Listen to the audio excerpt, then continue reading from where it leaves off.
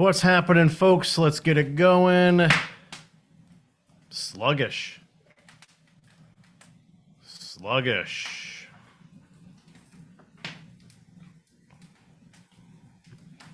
Let's do this. I didn't really promote that we were doing a thing today, but we are.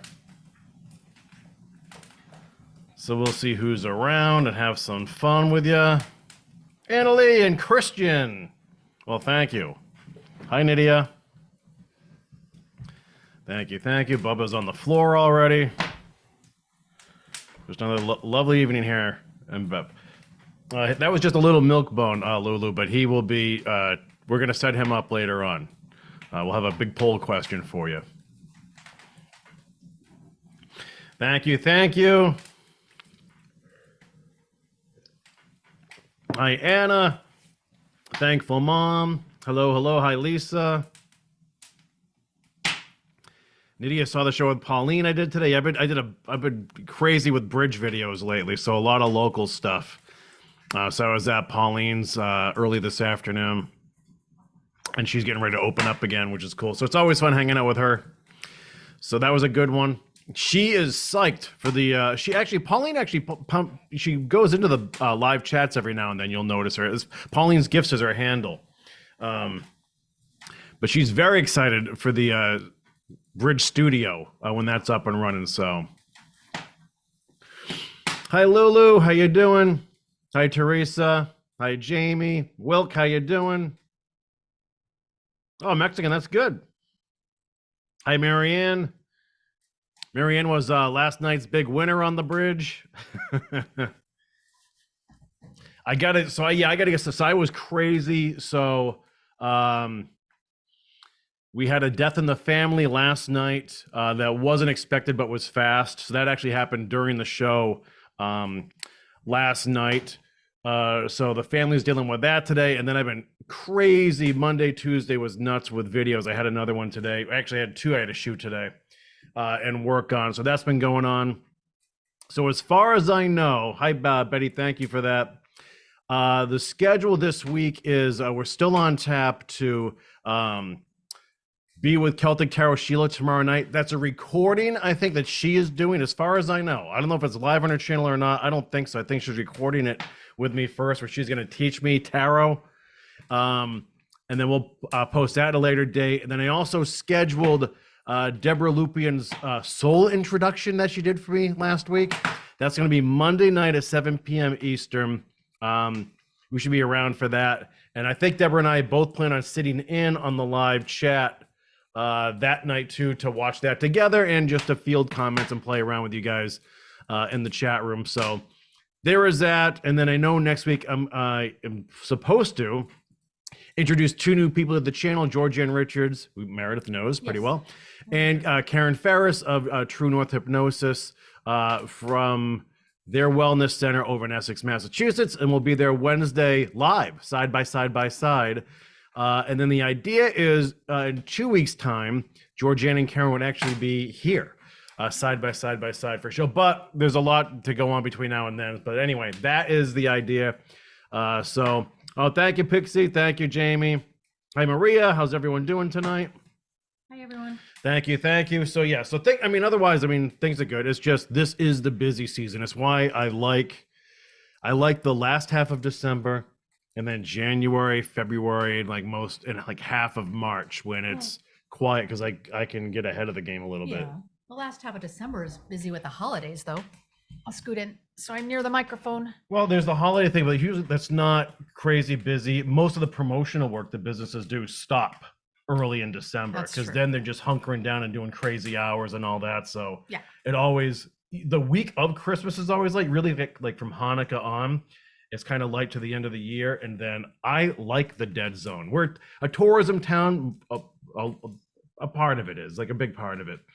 So there's always that Labor Day to Memorial Day lull. Although here it's really more like Thanksgiving to, I guess, Mother's Day, something like that. When things get quiet around here, but they're already ramping up already. So, and winter was mild. So we already have some tourists kicking around town. So anyway, what's going on? Oh, this is Meredith, the good doctor, by the way. I always forget where to look. It's up there. Yeah. Is that it? You're just saying hi? Yeah. Oh, what's the saying latest? hi. What's the latest, Mar? The latest, oh gosh, all good stuff. The house construction's been going really well, actually, I think. They have reinforced all the structure.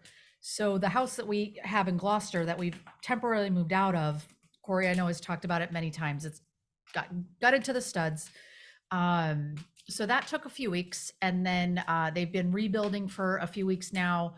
All the new, headers and joists and structure are in, and they should be starting the front door. We're changing the front door around a little bit, and then once all that is done, we'll move on to all the windows and siding and all that fun stuff. So it's been going great. We've been living in this home in Beverly, which I renovated the first floor that we're on right now, so we could live here comfortably. It's actually been a nice to live in a done house. Functioning home, yeah. Yeah. The basement is a mess because I'm working down there. So getting the basement in order, so then when we are done and moving back to Gloucester, we can either rent or sell this place. So yeah, all good. Good. Oh, teamwork. How are you? Good to see you, Judy. Yes, nice to see some people pop out of the woodwork tonight, which is cool. So yeah, we've had a fun couple of weeks on the bridge. Deborah was on with me last night. Deborah Lupian, voice of the Akashic Records, and she was really good. I hope you guys get a chance to watch that show. She's cool. I mean, Yeah. She's good on camera. She knows her stuff, and she can just do one read after the other, after the other. It's impressive. She's got a very soothing voice. Yeah, you think so? Yeah, I mean, I'm in the next room, so I can hear both, through the door or through the wall, and then I'll have it on, my iPad too. Yeah, very, very soothing. She's got a nice way of talking to people. I like her. Good stuff there too. So I know Deborah reached out to me earlier today to catch up. I have to get caught up on a handful of emails that relate to the YouTube channel. So I'll get to that maybe tonight. The newsletter goes out first thing tomorrow morning. I have to finish that up tonight. And I try to put it, whenever I shoot a lot of videos in a week, it's hard to make a thumbnail for the newsletter and all that kind of crap. So anyway, my Wednesday nights always get really busy, but it's all good. The newsletter's done really well lately. I drop in, if you don't know, I drop in links and graphics to the latest stuff on the Bridge Cape Band channel, plus like the local stuff I'm doing too. So yeah, I was at Pauline's Gifts earlier today. She was fun. I might run out to the car and show folks something in a second. I forgot. Oh, okay. I left that in there. And then I went to this really cool place, the Cove at Rockport. It's a hotel over on Front Beach in Rockport, Seaside Village. And they have a deck overlooking one of the beaches there. Yeah, we went there. Yep. And so they're going to open up again soon. They're having an open house. So I shot a video for them. And then Jameson Malgeri and Jameson's a home inspector. And I think I'm actually going to do a show with Jameson and a realtor friend of ours, just to talk about the market, and because it's so bizarre right now. And that guy knows his stuff too, which is really cool. We actually did that video from the Cove at Rockport. So anyway. I watched that one. Yep, that was the last day. And then I'm going to be with Patricia at the Azorian tomorrow. That got delayed today. I think she had a family issue today. So we're going to get caught up tomorrow, hopefully. And Patricia's also going to be a part of this channel once we have the home studio in place too. She should be. She's awesome too. Yeah. So that's the latest You here. seem to attract really, nice women. Yeah, have to. I have to. I couldn't think of a different, I was trying to think of another word than nice, but Why do you I didn't want to seem too. Why do you think that is, Mar? I don't know. You just something about you. You got an aura about you. What color is my aura, folks? Let me know. So anyway, so that is, I think, the latest from my end. If you watch the show with Deborah, I'll try to do an edited version if I have time that'll play this weekend if you want to take part in a live chat. But if not, the first half hour of the show last night was me shooting the breeze like I usually do, the pre-show, and showed off some really cool gifts. Annalise sent sweets again. Yes, I see. We actually have the last of the cream eggs right here, Marathon in front of us. That's your birthday sweet. Yep. We'll put a candle in it. Yeah, and lots of peeps too. And then Marianne actually sent me a Glick University t-shirt. Saw that. I've told that story a couple of times about how I appeared on a radio show regularly when I was a 9-year-old, which is kind of weird. No doubt. And when you have a good call, right? When you're a good caller, you're supposed to get rewarded with a Glick University t-shirt, and I didn't. And that was back in 1983. And You then, of still remember this. course, I remember that seminal moment. And then Marianne sent me a Glick University T-shirt, Yeah, which is very It nice. was awesome. So, thank you for that. And what else is going on? Oh, the fun thing last night. I don't know if you stayed on till the end, but Yoon showed up I did in the right last at the 30 end. seconds of the Yep, show. as usual. She's Impeccable timing. yeah, great timing. But it was nice to see her in the chat. It was great. And actually, she emailed me after the show last night. And then she emailed me this morning when it was nighttime in Singapore, telling me she was watching Jilly Bean's latest video, which was commenting with it. Yoon actually emails me a lot. Which is pretty funny. So that's great. Yeah, great stuff there too. So yeah, I noticed on the comments on Pauline, yeah, people love Pauline. She can't believe it because Pauline is almost like my big success story with the bridge because I met her 8-9 years ago. She was very shy. She has this little shop on the side of a road. It's like in a little cottage, and it was just has all these decorative flags, like open flags, wind sockets, things like that out front. Dozens of them. So people kind of thought she was like the crazy flag lady, but they didn't realize what was inside and who Pauline was. So I helped, doing videos with her, kind of break that virtual ice for her. Well, anyway, fast forward, she does such a great job with social media. She actually just received like a state award for a small business owner. I never thought of her as shy. Yeah, she's always very engaging in the videos. This is 95% of the people I've ever worked with. Even it doesn't matter who they are or what they do, what they look like. No one likes the way they look or sound on camera. It's always one or the other. Sometimes both. Yeah. And then they're camera shy, or they think when I'm there with my iPhone doing a video like this, they just automatically think, especially years ago, that it's like TV. Like you're going to be on NBC. Everyone in the neighborhood's going to see you. Well, your friends and family are going to watch. I would hope, because they're going to, want to support you. Yeah. But I just love her accent. She's always funny. And yeah. So that's actually why she didn't want to do videos at first, was because of her accent. And I was like, Pauline, you don't get, like, people want to hear, like, you're from here. Like, that's what you're not faking it. Well, sorry, I interrupted you. We met, online chatting. So I didn't, I hadn't heard Kory speak. And we chatted for a few nights, and then it's like, all right, I would like to meet you. I expected you to have this thick Boston accent. Oh, yeah. I was a little disappointed. You don't have anything. No. Yeah. And do you know why? Yes, I know you did. You said you purposefully tried not to have that regional accent. I think I have more of a Midwestern accent than you have a Boston accent. Yeah, sometimes they'll come out, I guess, if I'm drinking and around a ton of people who have the accent, but my family all has the accent. Oh, definitely. Yeah. But basically, when I was growing up, my parents especially have the Gloucester. Well, I even think the Gloucester accent's different from the Boston accent, but basically, the accent we're talking about. And my dad worked at the family wharf, but they pronounced it WAF. Yeah. So Dad's at the WAF. He'll be back from the WAF when I'm going to the WAF. That's all I ever heard. So before I could read, I thought my dad worked at a WAF, not knowing what it was. Right. And it wasn't until driving around in the back of my parents' car when I was a kid and I could read that I saw the sign out front that said wharf. And I was like, oh, my dad works at a wharf. Right. Why would I go through life mispronouncing and misunderstanding things? Cool. So I just try to make a point to enunciate. Yeah. Tried to. Well, my first, I remember having first meeting Kory's parents, and your mom said Huss. Yeah. And it took me a while. I had no idea what she was talking about. And I don't know why. I can't remember the context of the conversation, but I eventually figured out that she was saying horse, but it was Huss. Husses. I had no idea. So yeah. Drawers is tough too. That's draws. Like drawer. Yeah. There's some, I mean, I've learned it now, but it takes a while to pick up on. It's tough. And then my family, most of them were mostly Sicilian, and Sicilians don't really speak pristine Italian. They'll tell you, like, Italians don't consider Sicilians Italian. Right. It's almost like two different languages. And so you have that influence, and where a lot of people speak phonetically. They're saying words the way they heard their parents or grandparents or people with broken English say things. Yeah. So they're constantly mispronouncing things, and you just don't correct them. Well, yeah. Yeah, I mean, it's the dialect or slang, or as long as you can understand, why would you correct them? Yeah, it's the way they say.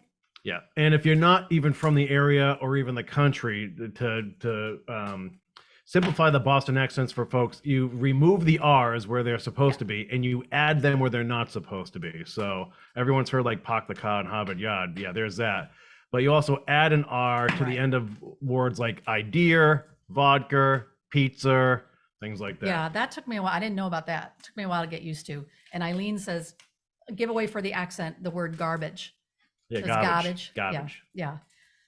So I've learned I can decipher now, but it takes a while when you'll hear these words. You have to, like you're skipping a beat to, what did they just say? And then you come back to it. Yeah. But I'll say words in my Midwestern accent, which I don't think is a thing either, but you pick up on it every so often. Oh, geez. Yeah, I say oh geez a lot. Yeah, that's a very Midwestern thing. But you missed a comment from Old Guy earlier in the chat. That was There's a lot of nice comments prescient in Old here. Guy comment. Which was what? Keep going. Let's see. Oh, Laura, I got to send that book out to you. Laura is also a Bridge Buddy winner. So Kory, are you an old guy now? So we have to find out, what is the threshold for old guy? I'm 49 now, and so things are getting serious. Gosh, next year I Don't let this face fool you. I'm actually 49. Yeah, seriously. How do you have such a baby face? Because I don't shave, and I'm 5'7", so I'm yeah, elfin. but you're in the sun all summer. It's not Great fair. for you. It's good for you. It turns out it's good for We you. are the same age. Yeah. But Well, you look younger. You look younger than me. I don't know. Seeing yourself on a screen like this, it's not. I can put the filter great. on. Oh yeah, please do that. I won't do that's too the Barbara Walters filter.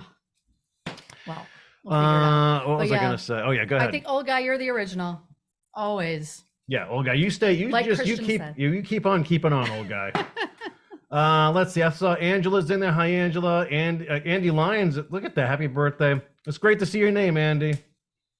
Vicky, Marby, we love our Marby. Yes. Jessica, of course. How's everyone doing? Jessica. Giselle, Jamie. I hope I Yeah. didn't miss names. I'm sure I did.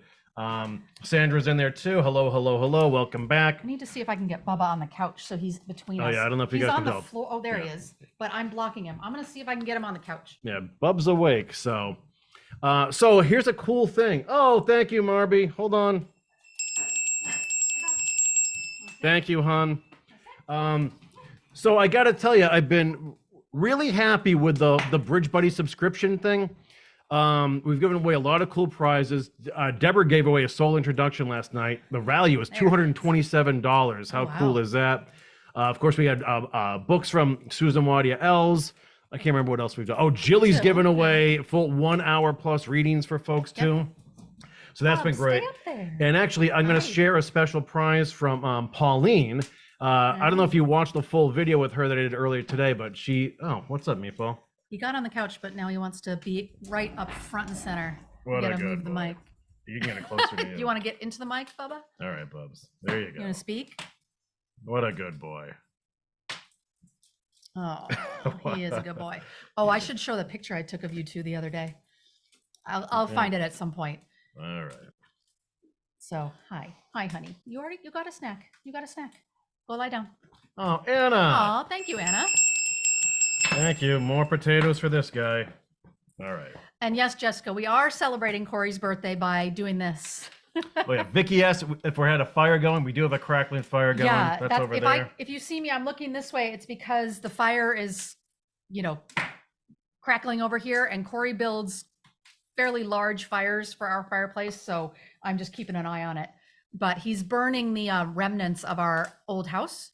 Anything that was, the studs or the untreated wood. I have tonight's first poll question. Oh, Who has more gray hair? Is it Bubba? well, Bubba or who? Is it Kory? Oh, add option. Oh, you can do 3. Or is it Meredith? Well, I think it's Bubba stands out against his black mask, his face, so you can see He's just it getting more. it really under his chin, though, right? But Look I at mean, that. when you What a think good about it, boy. Bubba's 10 and a half. So in What a dog good years, he is older than us by far. Hi, baby. Yeah. You couldn't not be right between us. He's hamming it up tonight. Yeah. He's not always. He's sometimes shy with the camera or, getting right up close to it. Well, the funny thing with Bubba too is when you take selfies or something with him, he looks in the lens, Yeah, he which does. I've never been around an animal that instinctively does that. Bubba is better at looking at the camera than I am. Yeah, he's really good at that too. So, Right, Bubs, what a good boy. so Bubba has adjusted finally to this new house. I think he likes it. I know. It's more compact, so he has to move even less I know. to get from, one place to another. So his spot is right there on the couch. All right. He The wants something. All lounge right. part. I just gave him a snack. You have to That go was outside. not What are you enough. doing? And that's what he does when he wants something. He doesn't really like bark or do that to get attention as far as wanting something. He just pushes his nose into you or starts to kick you with his feet. And because of his size, I mean, you can't ignore him. So Kory's giving him another treat. You gotta come over here. Other side, babe. This reminds me of when we did Bubba's birthday party. Look, go this way. Jeez, dog. Oh, now you're drooling. Give it to him. He's drooling everywhere. God. You are gross, Bubs. Did you notice my birthday present to you today? I did a little cleaning. I heard the vacuum go on for 30 seconds. Yeah. I was like, this is clearly a special day. Yeah. I'm not much for cleaning and I don't really cook either, but I made meals today and I cleaned and that was Kory's present from me. You're welcome. Vicky has our first question for the good doctor. Oh, yeah. They say in dog years, is there in cat years? And I'm going to stoke the fire. Sure. I joked about him in dog years. I know the old, it was 7 years. Dog counts for 7 years in human years, which actually does not work. There's no direct straight line on that because your really big dogs or giant breeds like Bubba have a much shorter life expectancy. So he'd be well into his, 80s by this point, if we really thought about it. He doesn't look it. He actually is still quite spry. He can jump up and down on the couch. He goes up and down the stairs. So in cats, it'd be more like cats can live into their 20s. So that'd be odd. Usually it's upper teens. So I'm not going to be able to do math in my head, but like 5, I guess, would be the closest cat years to human years. Oh, And really? then a giant breed dog, it goes up. It'd be like 10 to 15. He is drooling all over you. Yeah. That's why I change clothes constantly here. Not 10, no, not 15, but I'm sorry, I'm terrible with math, but the giant breeds shorter life expectancy, but cats, I would say it's about 5 years to every human year. All If I'm right. doing that right. Bubba's out to a hot start in the pool, by the way. Yeah, he should be. I mean,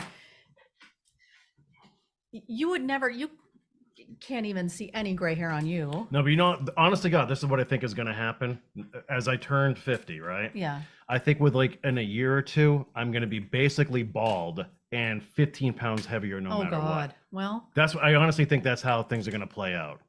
Because By 50? I that'd be think fast. I think I look young for my age. I think it's changed the last couple of years, but I know I always did. But it's really because I can't shave and I'm short. What is he doing? So he's figuring things out. He was trying to smell the couch, I guess. I don't know. He's a weird dog. Oh God. Oh no. Oh. You guys might get a show tonight. Oh no. Nope, he's gonna chill Okay, he first. changed his mind. So Hey. those zigzag pillows were given to us by a friend of ours who didn't like or want them anymore. Bubba loves those pillows. He really loves those pillows. So I'm trying to be a family-friendly show, but we thought for a second there that he might.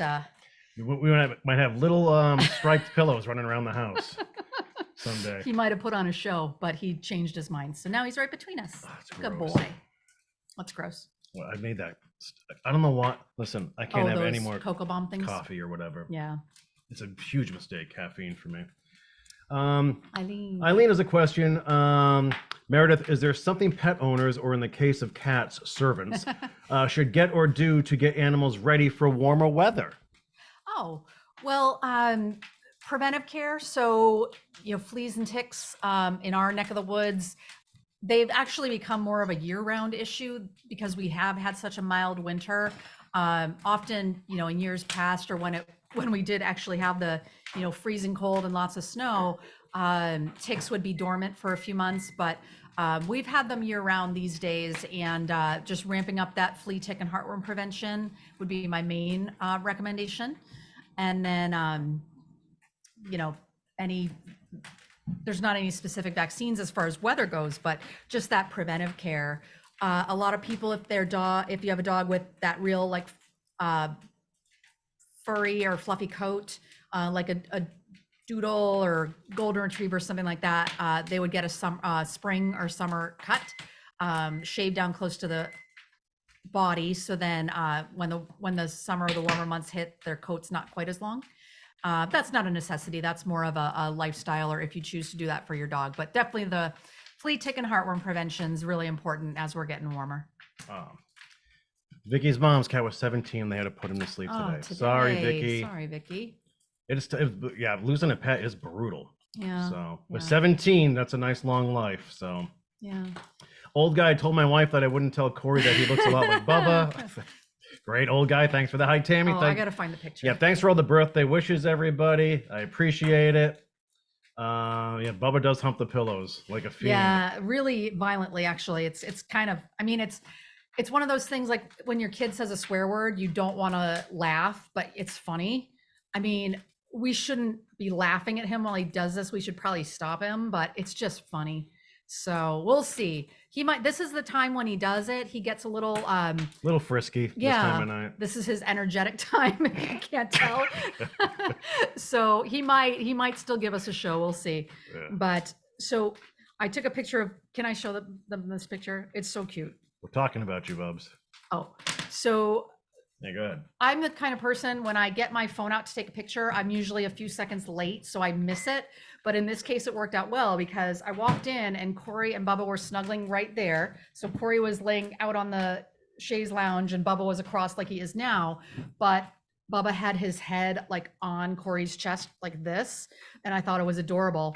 But then I was a second too late. So I got this instead, which cracks me up because it looks to me like I caught them. Looks like Bubba got caught doing yeah. They're like, oh crap, she saw me.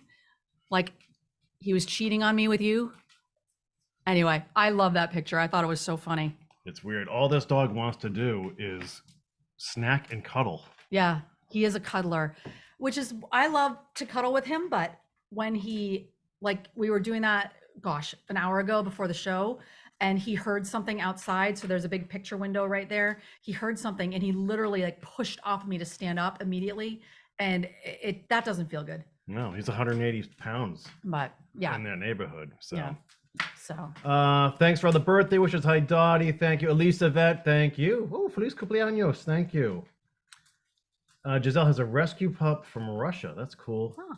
She's learning English very slowly. Yep. Mm-hmm. Fun. Teresa started making her own dog food. Are there vitamins I should give my dogs? So that's a little bit of a loaded question, Teresa, just because, yes, I usually, my mantra is if you're feeding a good, high quality, certified brand of dog food, then you don't usually have to give vitamins. But if you're actually home cooking, then yes, you usually do have to add something to them. It depends really, there's specific actual recipes that you can find and use those to make, and they'll tell you which vitamins or which powders to add. So it can vary just based on what actually you're putting in your home cooked food. So the website's not coming to me. There's a very good website. You do have to pay for their recipes, but they'll do a specific for like dogs with, if there's a particular medical need, or if you just do it because you feel like it's healthier or you want to do that for your dog. And they'll formulate recipes for you and tell you what vitamins. And of course, I cannot think of it. I'll try to, when I have a minute, I'll look it up. Do you want me to? Oh God, he's thinking about it. Look to the left, Mare. Hold on. I had to sit up straighter. We need a thumbnail for the video after. So I think I got Bub, whatever. Yeah. Who knows what the hell Bub's thinking now. I don't know. This could what go he's anywhere. Doing. Yeah. And he's back down. I don't know why he sat up. So yes, Teresa, short answer, you should be adding vitamins, but as far as like which ones, it really depends on what you're feeding, and you would need a specific recipe for that. You could certainly just do a standard, like a multivitamin that you could find at a pet store as a starting point. That's, the most specific I can get for you. Yeah. So, folks, if you're new to the channel or don't know, my wife Meredith here is actually a real live veterinarian. In the flesh. So she answers pet care questions or general animal questions if they have that too. You don't necessarily have to have a pet to hang out with us and enjoy the show. No, not at all. I'm just here being me. Bubba's being Bubba. We'll answer whatever you throw our way tonight. I wish I had more updates about the show. We had a great one with Deborah Lupian, voice of the Akashic Records last night. Give that a chance if you want to watch that. I'm recording a show offline with Celtic Tarot Sheila tomorrow night. So I don't know what that entails. If she edits things or puts them on her channel first, then I have to get a file and upload it natively to my channel. I don't know how that's going to work. But anyway, that's happening. I'll keep you guys posted on that too. And then we're going to introduce new folks to the channel next Wednesday, which I'm excited about. In the meantime, I'm sure Jilly Beans is around, so we'll do something else with Jill real soon. Honestly, she's always there if we need her to do a show for us. And I do just want to say, I also heard from Linda Sabo today, our hypnotherapist, our change worker, whatever she is now too. She is recuperating, but she's doing great, and we're going to do something with her and Jill in the very near future too. So that was cool to hear. Together? Yeah. Nice. Together. It's Jill's actually hooked up with like a lot of people from this channel locally. Yeah.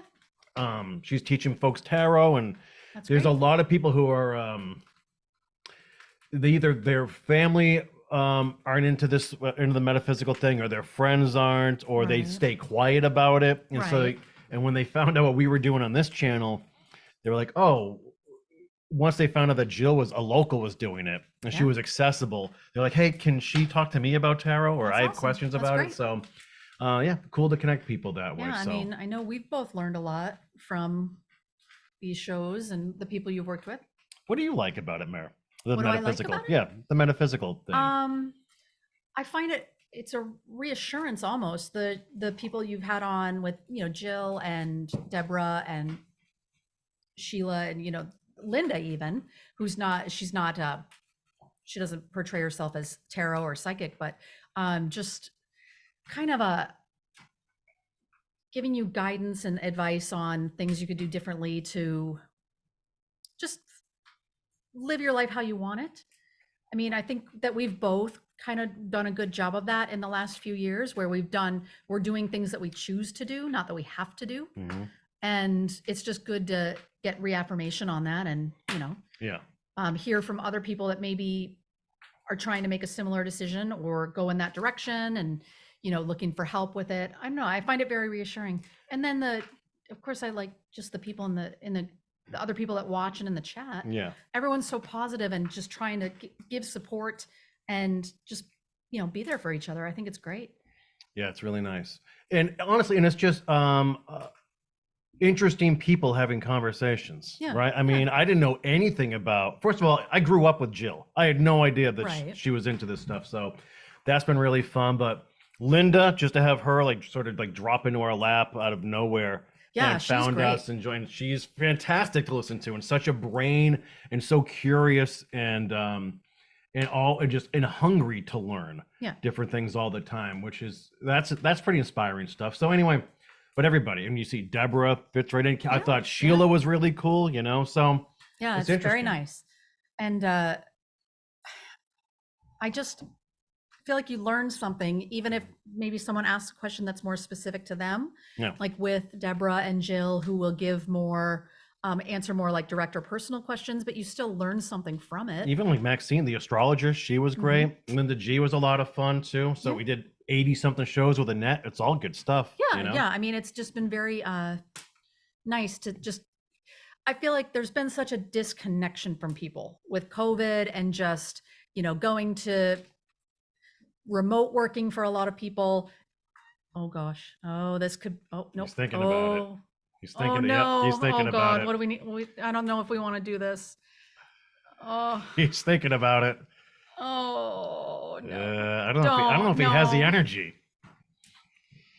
I don't want this on video, Kory. Oh, he's just good. chilling out. All right. He's just going to lie on top of it. Oh boy. So, yeah. What was I saying?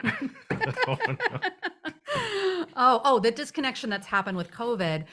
Like you can tell, Kory's very extroverted. He could talk to anyone. He stayed very connected with, his clients and friends, etc. I am much more introverted. Yeah, he's going for it. Oh no, we shouldn't show this. How do I stop? Bub. I can't. Kory, this is bad. Bubs. All right, Okay, that's bad. all right. Go walk it off. We need what is that blurs the screen? Bubba, I know, baby. I'm sorry. Not tonight. Not tonight. I'm trying to make a serious point here. Yeah. So I was feeling fairly isolated in 2020, and Zoom just really wasn't cutting it as far as getting that, human interaction. So I know this is all remote, but it was just kind of a way to interact with people new people and in a different way. Mm-hmm. So sorry for that interlude there. Yeah, minor interruption. Giselle, Kory, will you watch the Frozen 4? My alma mater is playing Quinnipiac. Yeah, I'm gonna watch. What's tomorrow night? Well, I have Sheila at 7. I don't know how long that's gonna be. Bubs, for crying out loud. I'm gonna do this. This is why we go through furniture like crazy. Oh my God, I can't. Yeah. I apologize. If I'm around, I will. YouTube's gonna block you. Linda Gordon, Kory never asked about a woman's gray hair. No, just teasing. Oh, and I don't mind. Kory knows I'm. You got me a cut and a salon. I try to, yeah, but you just. And I went in the summer, and I haven't gone since. So yeah, they're definitely growing in. Should we do something about this? Go down and see what people are saying. He just wants to chill. He's yawning. Kory is up in the chat following things, and so I'm not seeing what people are commenting. If people are offended. Dottie, our puppy, just celebrated his 21st birthday. How cool is that? That's awesome, Dottie. He's part terrier and Bichon. Yeah. Just gratefully still with us. That's cool. Christian, all the metaphysical input and viewpoints, modalities are a great feature of this channel. They're relatable topics of so many different people all over the world. It's true. Very good. Oh, Mary Felix. Hi from Southern California. Love your show. I look forward to seeing it well, thank you, Mary. It's good to see. I love seeing the new names and handles in the chat, along, of course, with our longtime friends, too. We're down at the bottom. Yeah, Bubba, that was a quickie from Bubba. Bubba needs a cold shower. Oh, my God. Yeah. I cannot. During his birthday show, do you remember we had to stop because there was a big storm going on, and now we're going to have to stop because Bubba's humping pillows. Yeah. Oh, well. Bubba, YouTube and chill. That's it, Christian. He is, oh boy. It's something. It's turning into something different now. So anyway. Yeah. Now he's taking breaks. You lost, Bubs? Oh, God. He's panting behind us. All right. So. We need other questions. Anyway. Any other pet questions? Yeah, if you have a question about your pet or something for Meredith, you can answer that. Also, as you know, this is not our beautiful house. This is our other house because our Gloucester home is being completely remodeled from the basement to the rooftop. That's happening right now. And so how does this pertain to this channel? Well, what we're hoping to do is build a TV studio or a podcast studio, whatever you want to call it, a studio in our basement. It's a big walk-in basement with plenty of space for it. So in order to do that, what we're having the contractors do is remodel our house in 2 phases. The first phase takes care of the basement and the first floor where you saw our office and those shows earlier. The structural stuff and the support. We need a new front door. We never had a front door before, believe it or not. So that's happening now. That's part 1. There weren't staircases in place there. So that's actually happening right now. Once they're up and out of that basement area where the studio is going to be, we can get back in there and at least start to clean things up and figure out the electrical and oh man, he's going to town tonight. Oh no, I can't. Bubba, you want a carrot? Break Do you it want a up. carrot? Hey, you want a Break carrot? it up, Bubs. What? Oh, this is a good poll. Will Bubba stop humping pillows to get a carrot? Well, yes, he will. He's already stopped. Yeah. You lucked out, Mayor. Only 4% for you, Mayor. Imagine that. So anyway, but we're happy to report that that remodel has started off well. We think that in about a month's time, we can at least get back to cleaning up the basement area and think about piecing a studio together. So my pipe dream is that, I don't know. I mean, I'm not dumb. I'm just hoping before the end of this calendar year, we're actually in there doing shows. Yeah, So, I could see that happening. It might not be fully, drywalled by then, but I think there could be a makeshift studio. yeah. So, but I want to go back to, can you scroll up for a second? Jamie Johnson said, Meredith, your head bobbing made it so we couldn't see. And I did that on purpose, Jamie, because I don't know. It's not, it is what it is, but wasn't sure that people would actually want to see a mastiff pumping pillows on Kory's YouTube channel. That can be its own separate program. Yeah. That'll be our YouTube shorts. Yeah. So I did that on purpose. And now he's eating a carrot on the floor. So. Val, Southwest Pennsylvania. When I was caring for my mom, it was one of my blessings finding channels that I love and relate to. Oh, very That's nice. Val. Very nice. SG, this made her day. Yeah, enjoy. He's probably not done yet. Yeah, he'll come back. And I saw Teresa comment about how we're remodeling a house and still talking to each other. So how Let me do this. You go take it away. the reason we're, talking to each other still is because we actually don't do projects together because we have very, very different styles of work. Mine is, I get frustrated and I will show my frustration. I might, swear, I might throw a tool or not at someone or that, but if I drop my hammer, whatever it might be that I'm just frustrated.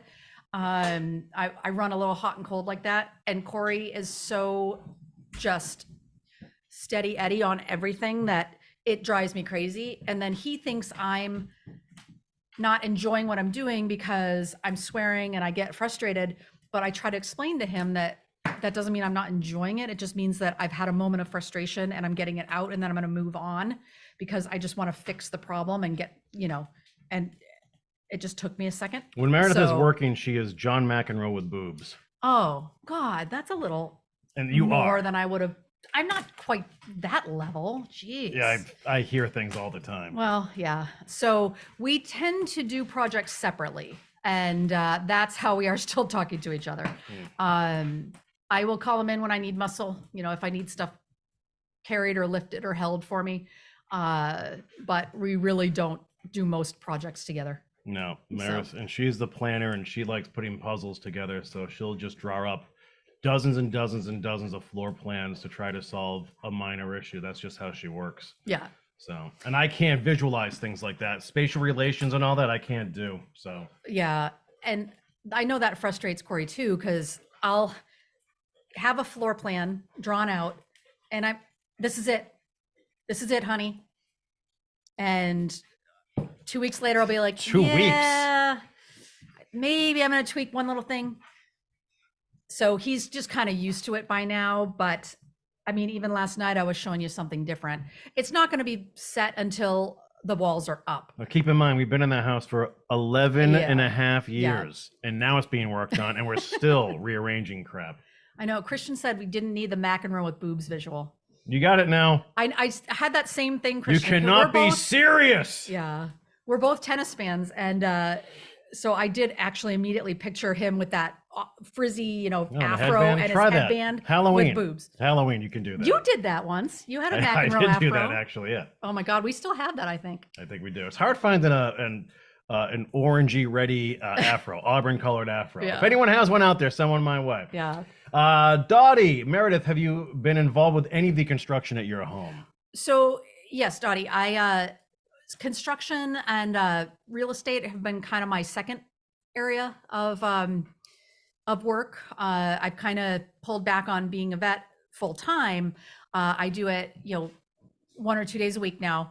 But the rest of the time I'm spending on home remodeling. So I'll do, as Kory was saying, we have a contractor who's doing the framing and the structural work. He'll do the windows and siding because I never want to get on scaffolding or a ladder again in my life. Or, well, a ladder, fine, but nothing like, you remember when we rented that thing to do, I did vinyl siding at one of the houses that I renovated to sell. And we rented one of those little lifts, cherry picker lifts. Cherry picker, that's what it's called. And I was terrified. So I'm never going to do that again. So the contractor will do all the, siding, windows. He's going at it again, and structural. And then I did work with an architect, but that architect basically took what I had drawn out for the house and translated it. And I shouldn't give him such short shrift, because he certainly is very creative. I like him a lot. He did, add a lot to the project too, but I came to him with what I wanted to do for the house. And then in the end, I will do a bulk of the finish work where like installing the floors, installing the cabinets, tile, all that stuff is where I really love to put my touch on it.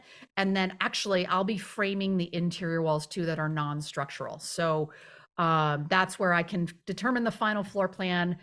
What I do is once I'm in the space, once it's built, I have, a stack of 2x4s and I just put like a puzzle, I'm piecing them together, and I have my rough idea of what I want to do. But if I need to shift something a few inches, or sometimes I change the entire thing.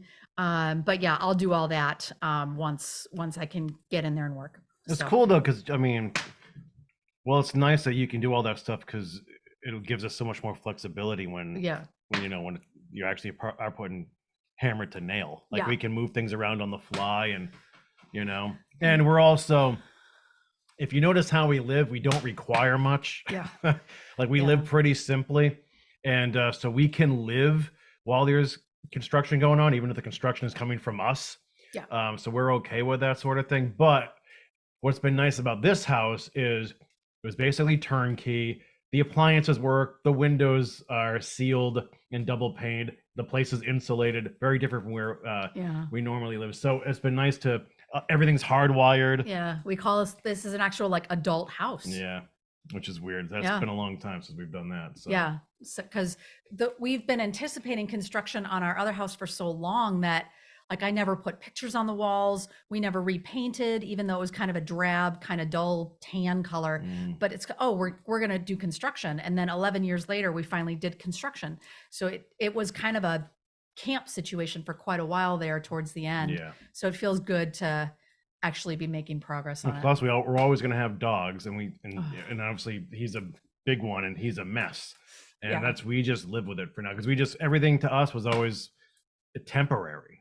This is my friend's old couch, which that shouldn't be in use by anyone anymore, but it works for Bubba, It fit nicely in the space, and I'm all about repurposing. So I'll use anything I can to keep it out of a landfill, and two, because I don't want to, why would we want to spend money on a couch to fit here when we're only going to live here for 6 to 8 months? So anyway, if you're just tuning in, hi, I'm Kory and she's Meredith. We're hanging out on a Wednesday night with all of you. We normally have a metaphysical show going on, but actually we were with Deborah Lupian, voice of the Akashic Records, last night. And then tomorrow night I'll be with Celtic Tarot Sheila doing a recording. So I don't think it's going to appear on her or this channel just quite yet. I'll let you know about that. But some other program we have coming up soon. I think Saturday night we'll replay Deborah's show from last night in case everyone wants to participate in a live chat. I know it's a Saturday night, but some people do like that. The edited version means that I just take out the first half hour or so of me opening cream eggs. So there's that. Monday night, we're actually going to show the soul introduction video that Deborah and I shot last week. She was gracious enough to give me a reading. It's a little over an hour long. Very informative, very cool, very eye-opening. So that was nice. So that's going to be Monday night, 7 p.m. Eastern time. And then Deborah actually plans on sitting in on the live chat. If you guys want to join us for that, that'd be nice. I'm not sure if I'm going to be doing a Q&A next Tuesday. Maybe it'll just be popping on like this. Oh, Bridge Buddy Roulette could be something. Whether Christian, old guy, if you want to pop on, whoever wants to pop on, maybe we do that Tuesday night. And then Wednesday night, we're introducing two friends of mine to the channel, Georgiam and Karen. They own True North Hypnosis. over in Essex, Massachusetts, right down the road. I've known Georgianne forever, like 20 something years. She has a gorgeous gift shop in Essex called Sea Meadow Gifts and Gardens.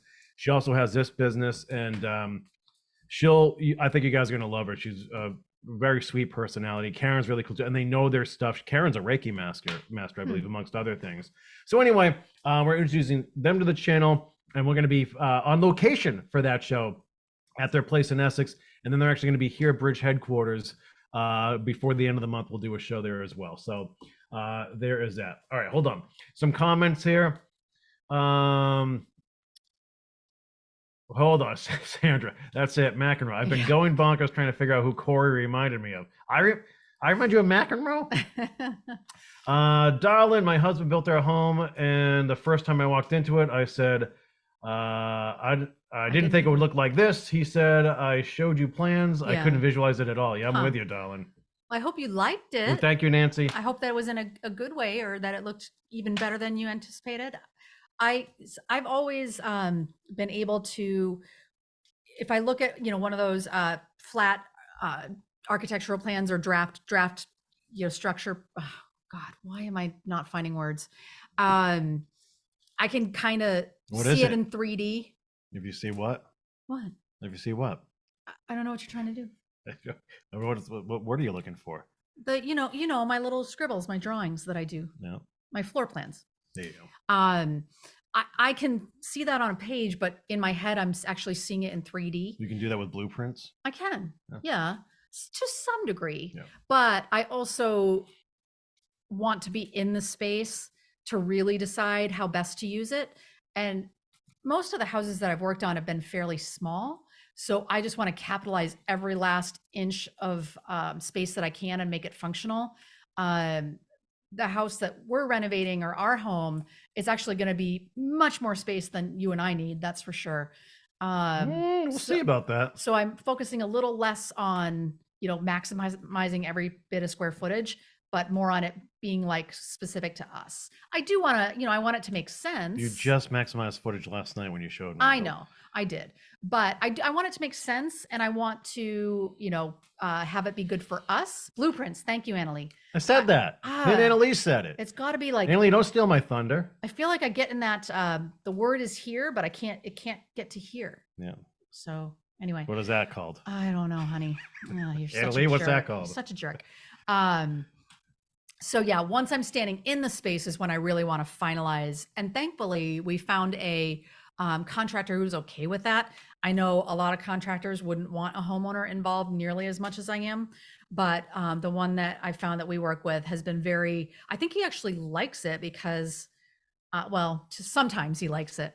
Other times I'm sure he wants to tell me not to come to the property for a few days, but he, I think, knows that I'm just trying to do good work. I'm not trying to take his job away. I know what I need him for. Mm-hmm. So just hanging out with you guys in the chat tonight. I did see the birthday wishes. Tim, I saw you in there. Nancy, thank you so much. I am 49 today. Meredith is 49 plus 6 days. Don't ever forget that, folks. You will never let them or me forget that. Hold on. LB had a great comment here. A girl after my own heart. We built our home 40 years ago and are still not finished. Yeah, I believe you will. I understand. I know we keep talking about time frames on things, and we want to move back. I mean, I'm hoping it varies. I hope by the end of the summer, maybe September, we can move back and have it be a livable space, but that does not mean it's going to be done. Oh, it won't be done. It's going to take, I think, of years to finish every room because I'm slow.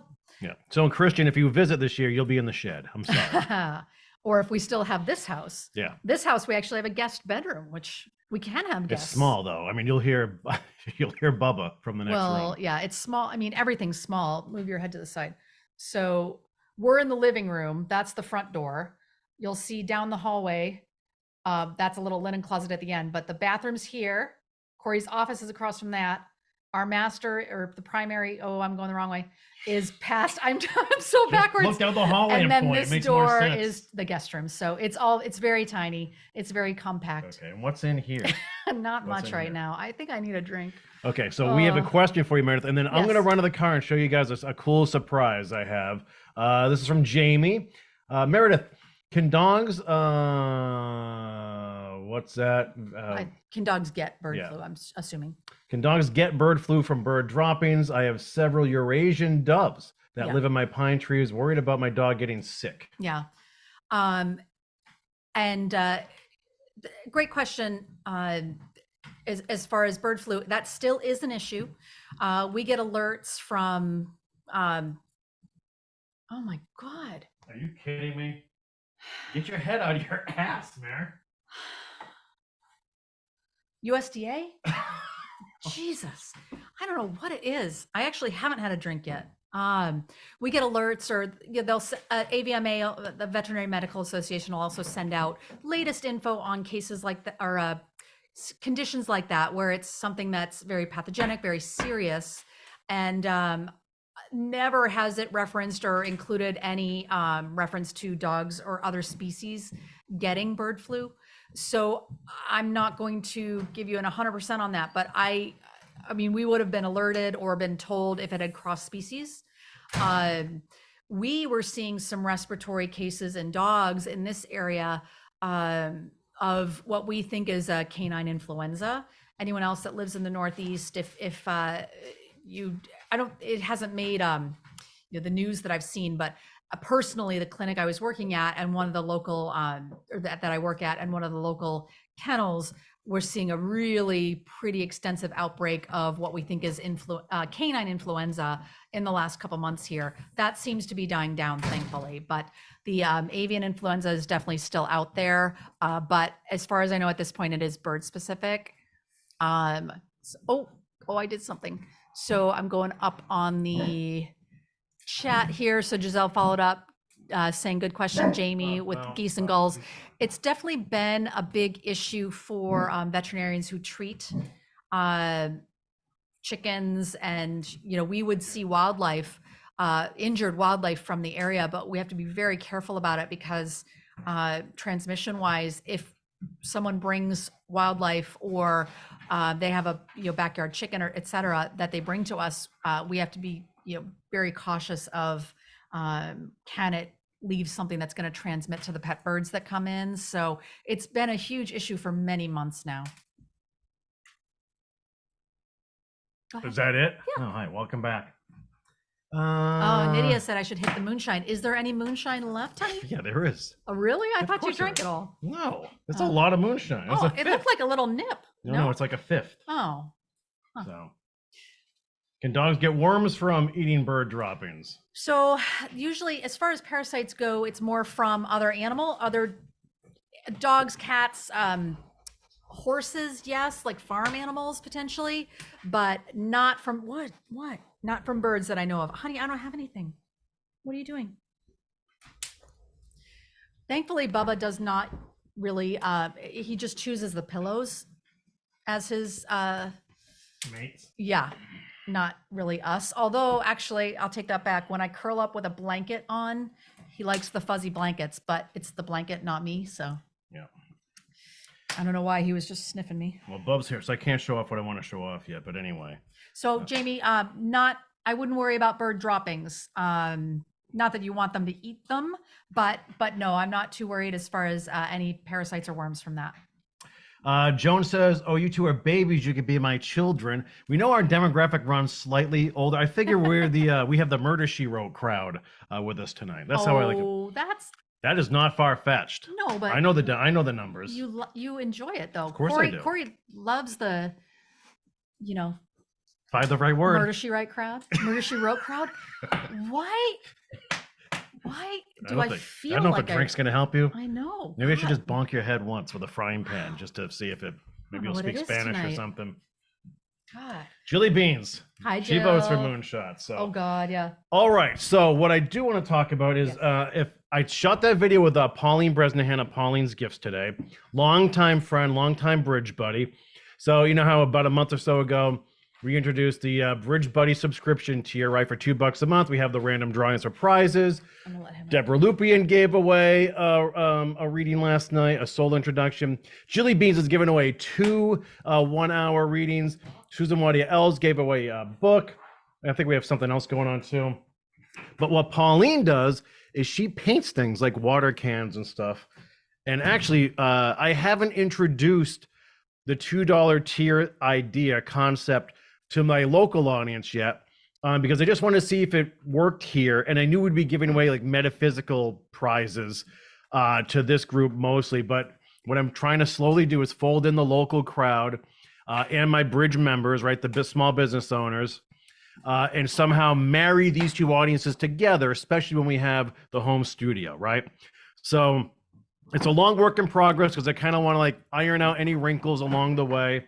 So anyway, I went to Pauline's, and because you've subscribed now, I actually bought something from Pauline today.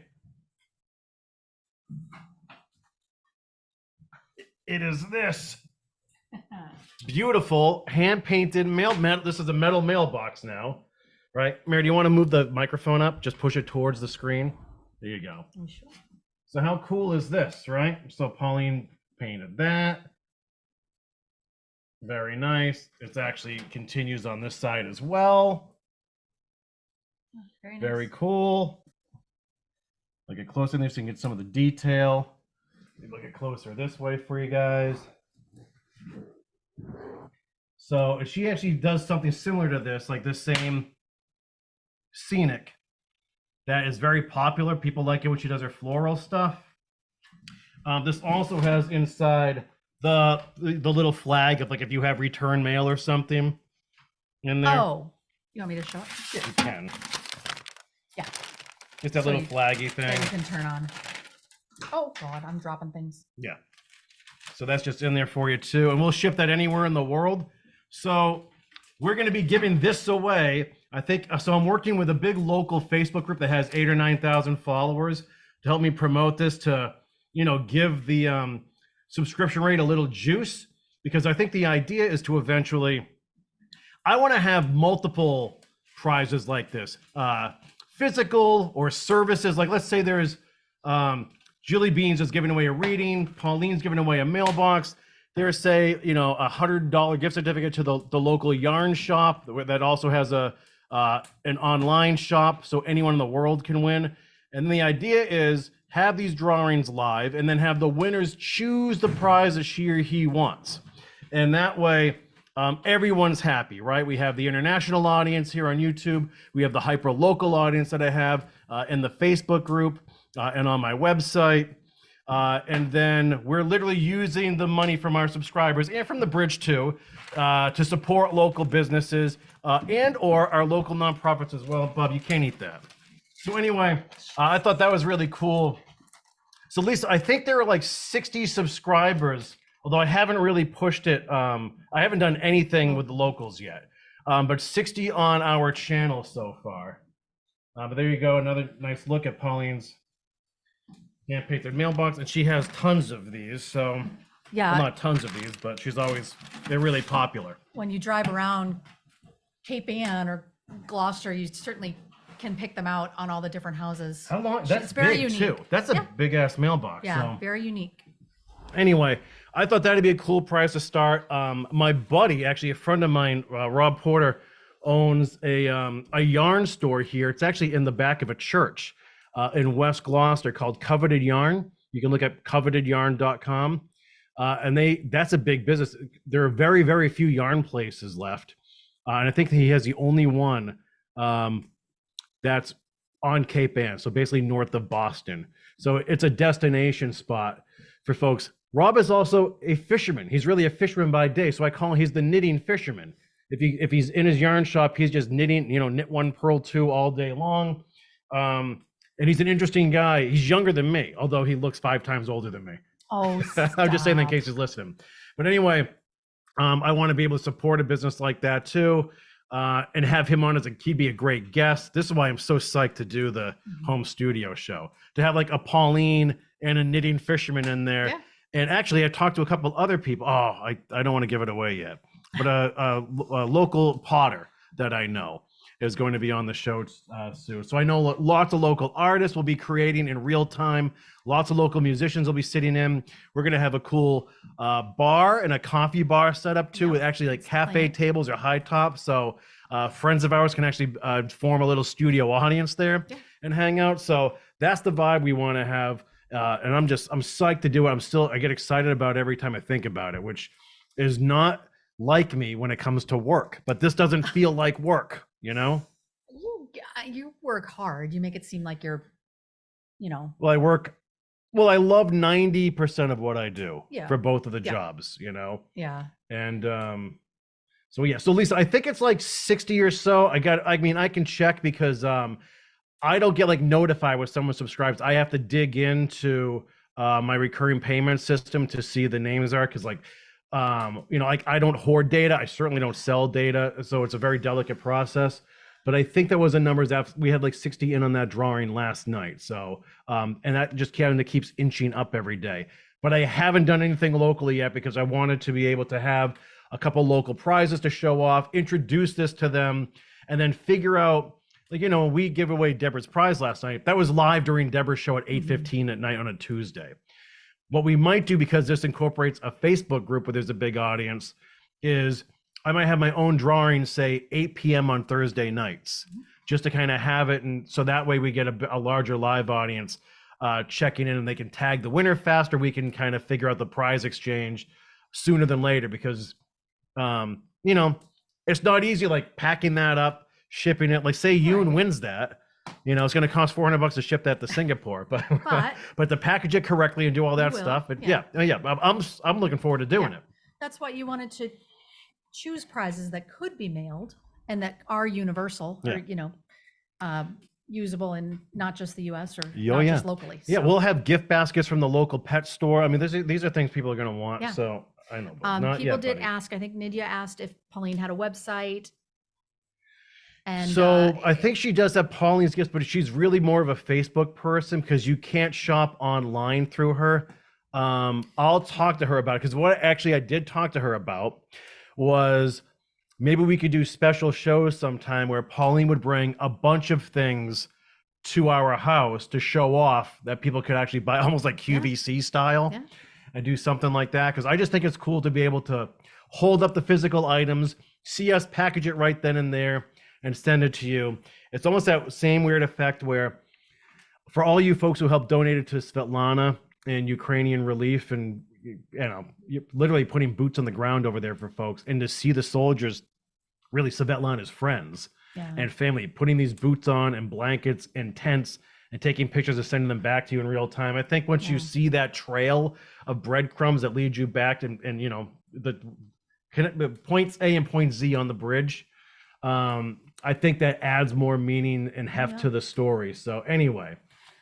And then you already answered, but Jamie Johnson asked if Pauline had an online shop, which she does not, but maybe something can happen. Jamie specifically asked about a painting with those flowers. So I would love a painting with those. So Jamie, be more like, she does those flowers on a million different things, from wine glasses to water cans to mailboxes of all sizes, like the kind that attach to your house, the kind that stand alone, bird houses. She does buoys. We have like a simple bird feeder. It's a buoy. Oh, and by the way, they all have that glaze that you can get at auto shops, because Pauline's husband does that clear glaze, so they stay protected forever. But and also, if you've ever seen, I know a lot of you aren't on Facebook, Pauline and I do a lot of events together, and we actually we do buoy painting nights, and we do ornament painting nights where we have friends there. We did it with Patricia the Azorian over the holidays. And you see her method, how she paints that floral stuff in real time too. And then we usually give them away at the event that we're at. So anyway, she does a million things like that, but she doesn't do, I don't think she has something like a straight up painting. She paints objects, like she's painting wood, or she does like a lot of knick-knacky, is it tchotchke stuff? She does things like that. Tchotchke. But the video you did in the shop today, so yeah, if you look at the Pauline's Gifts video that I did, look at the background. There is like 20 of the hand painted mailboxes behind us and water cans. But then also we're showing you other things that she's created too. So give that a check. And the cool thing about having Pauline on the show is she can answer these questions better than I can. Although I will say this with Pauline, her shop, it is only American-made gifts. She is adamant about that. And she keeps the cost down, and she supports lots of local artists. Like she has photographers and their cards in there. And so anyway, When she does the flags she's for a the diehard. boulevard. Yeah, and she's In the- hugely into veteran relief fundraising efforts, and that's the stuff that we're always doing. Operation Troop Support, if you want to look that up too, they package they put care packages together for troops overseas. We have drives for women in active military service, so it's feminine hygiene products, notebooks and pens, things for your hair, like things that women want. We collect those and have a huge drive, and then send those overseas. So it's not just like stuff that's mostly for dudes, Right. you know. Right. So anyway, that's a little bit about Yeah, Pauline. no, she's great. And the cool thing about the studio is, like, I've worked with more than 600 small business owners and nonprofits, community groups, and I just want to be able to show them off to you in an easy way. It was very difficult. I'm going to be completely honest with you, to bring them on to YouTube, which is an international audience, when when they're trying to just reach people hyper locally. And also the way the channel is sort of built up, which was tarot and political stuff. We can't, like, that's why the businesses can't get involved in things like that. So I have a big Facebook page here in the town, and I get asked to do political ads all the time from people running for mayor, ward councilor, school committee, and I can't do them. And it's good money that I have to turn away, because I have to. I'm a for-profit. I can't be doing stuff like that. So I wanted to spend a year on YouTube learning about how this works, what the algorithm's like, what these communities like. I've been blown away by it all, and digging the journey along the way. And now it's this transitional phase where introducing new people to the channel, hopefully new programs, just kind of start them with baby steps. And then when the studio's in place, have an infrastructure and the technology in place to broadcast shows that make it look like TV or radio on YouTube, and have it give it a professional sheen that I think it deserves. And not that everything I do needs polish. I actually don't like polish, but a professional broadcast with a crew. So that's the long view plan that I have, and the long view way to say it. No Bubba humping in the background. Well, I think Bubba's going to be a part. Well, hopefully Bubba's a big part of that show, but we'll see. He's back resting again on another. Well, he needs a break. All right, Jill needs mailboxes. I know someone who knows someone. So I'm way behind on the chat here. Someone asked if you were collecting things for the raffle. Oh, wait, hold on a second. Mary. Oh, thank you, Mary. Happy birthdays, Kory. Meredith, I must go. Good night, everyone. I'll catch you rest of the show. Okay, thank you, Mary. Very sweet, Mary. Thank you. Sleep tight. Go back up. Mary. All right, we're scrolling here. Collecting things. I thought I saw something about collecting things for the raffles. And yeah, I mean, I think that's part of your plan, is to the businesses that are part of the Bridge Cape Band. Kory will go and actually shop at these businesses to put together a gift basket to give away to one of the Bridge buddies. Yeah, Jill, Coveted Yarn moved to the West Gloucester Trinitarian Church, I think. They've been back there for a couple of years now. That's mostly been a rent issue. Sorry if I'm behind here. Lots of knitters and crocheters out there. Yeah, we're definitely going to do a Coveted Yarn gift card, or be like a coupon code that you could use. Because he does have an online shop. Yes, and most of his sales are online, and there's people all over the country. Yeah, he used to have a huge store in Gloucester. Jamie would love to buy from her. Yep, we'll definitely have Paulina. There are probably, I would say, a good half dozen to a dozen like kick-ass shops that I work with that could really benefit from that kind of style show that we're thinking of doing. I always think of Vinnie Caravella. This guy has antique prints and maps dating back to the 15th century.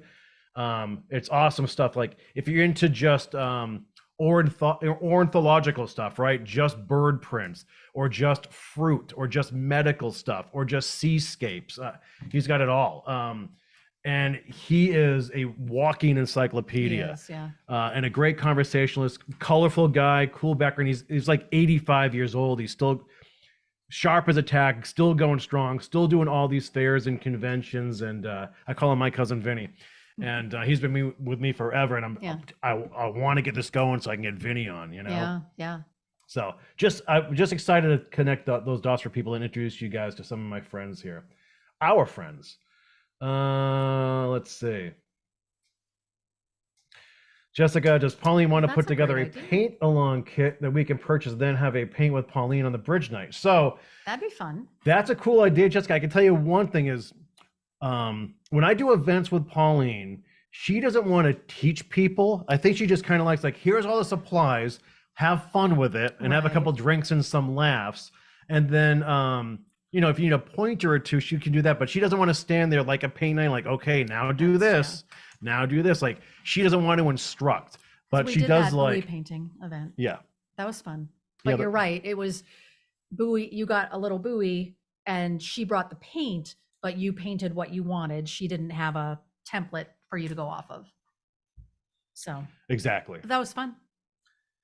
Yeah, it was really good. Yeah, good. Jilly, I'm with you all the way. There are a lot of awesome places around here that could get Yeah. involved in a different way. So, because I've really pumped the brakes on, I was Mr. Facebook for a long time in Gloucester. We were like the preeminent Facebook page promoting businesses. We had the largest following, and that included places like go-to destination places like Hammond Castle and the Beauport Hotel, the big ones.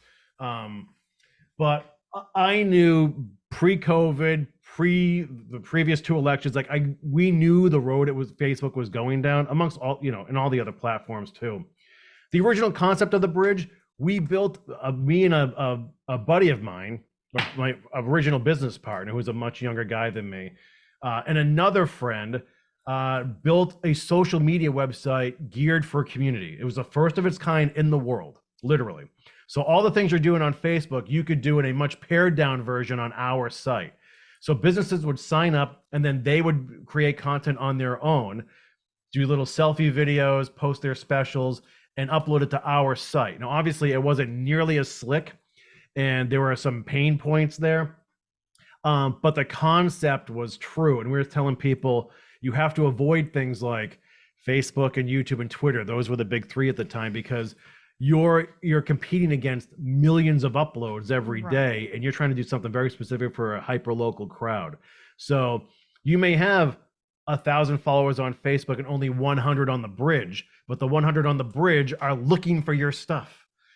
But we couldn't obviously compete with the bells and whistles. Well, and people, I think not everyone is as camera friendly, or, you know, you're not at all shy or hesitant in front of a camera where a lot of other people are. So when you were asking people to do their own videos and put together things, I think it just didn't. Yeah, upload it from a phone. Like all this stuff 10 years ago was like, it was like teaching a new religion to people. Yeah. And so basically what we were doing is I was like the hometown anchor man, and I would just do these updates. So you would see a grid of videos beneath me on our website and me in a big headquarters video up top.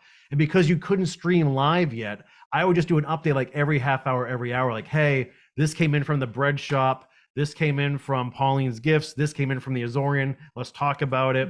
That was kind of my role. So, and then it turned into, well, we can't dissuade people from Facebook. It's a behemoth now. So, okay, I'll create the biggest Facebook page around, create content for small business owners because they don't have the time, money, imagination, or personnel to do it. And they might be shy. Do it for them and put it through our channel, our outlets, so they could reach a larger local audience. That's how the bridge started. I've had this YouTube channel forever. There's actually 2,000 hidden videos on this channel, all the stuff I've done with Pauline over the years and all that stuff there too. But I've been learning what this algorithm is. Obviously, we do 2 or 3 shows with Linda G. We went from 100 subscribers here to 7,000, like that. And well, now what do we do? So that's the code I've been trying to crack for the last couple of years is how to fold in that bridge audience now. So we're getting there. Yeah, it'll be interesting. Jokester. Thank you, Jokester. Have a Guinness on me. You know what? I just Cory's might do favorite that, beer. Jokester. There's actually a case sitting in the cupboard over there. I haven't cracked that yet. Yeah, you got all kinds. You have your peppermint stuff. I might have a beer tonight. Another one. And Jessica's suggestion that everyone can do a pet rock with Pauline's painting night. Yeah, we'll paint your own. We'll just paint your hand tonight.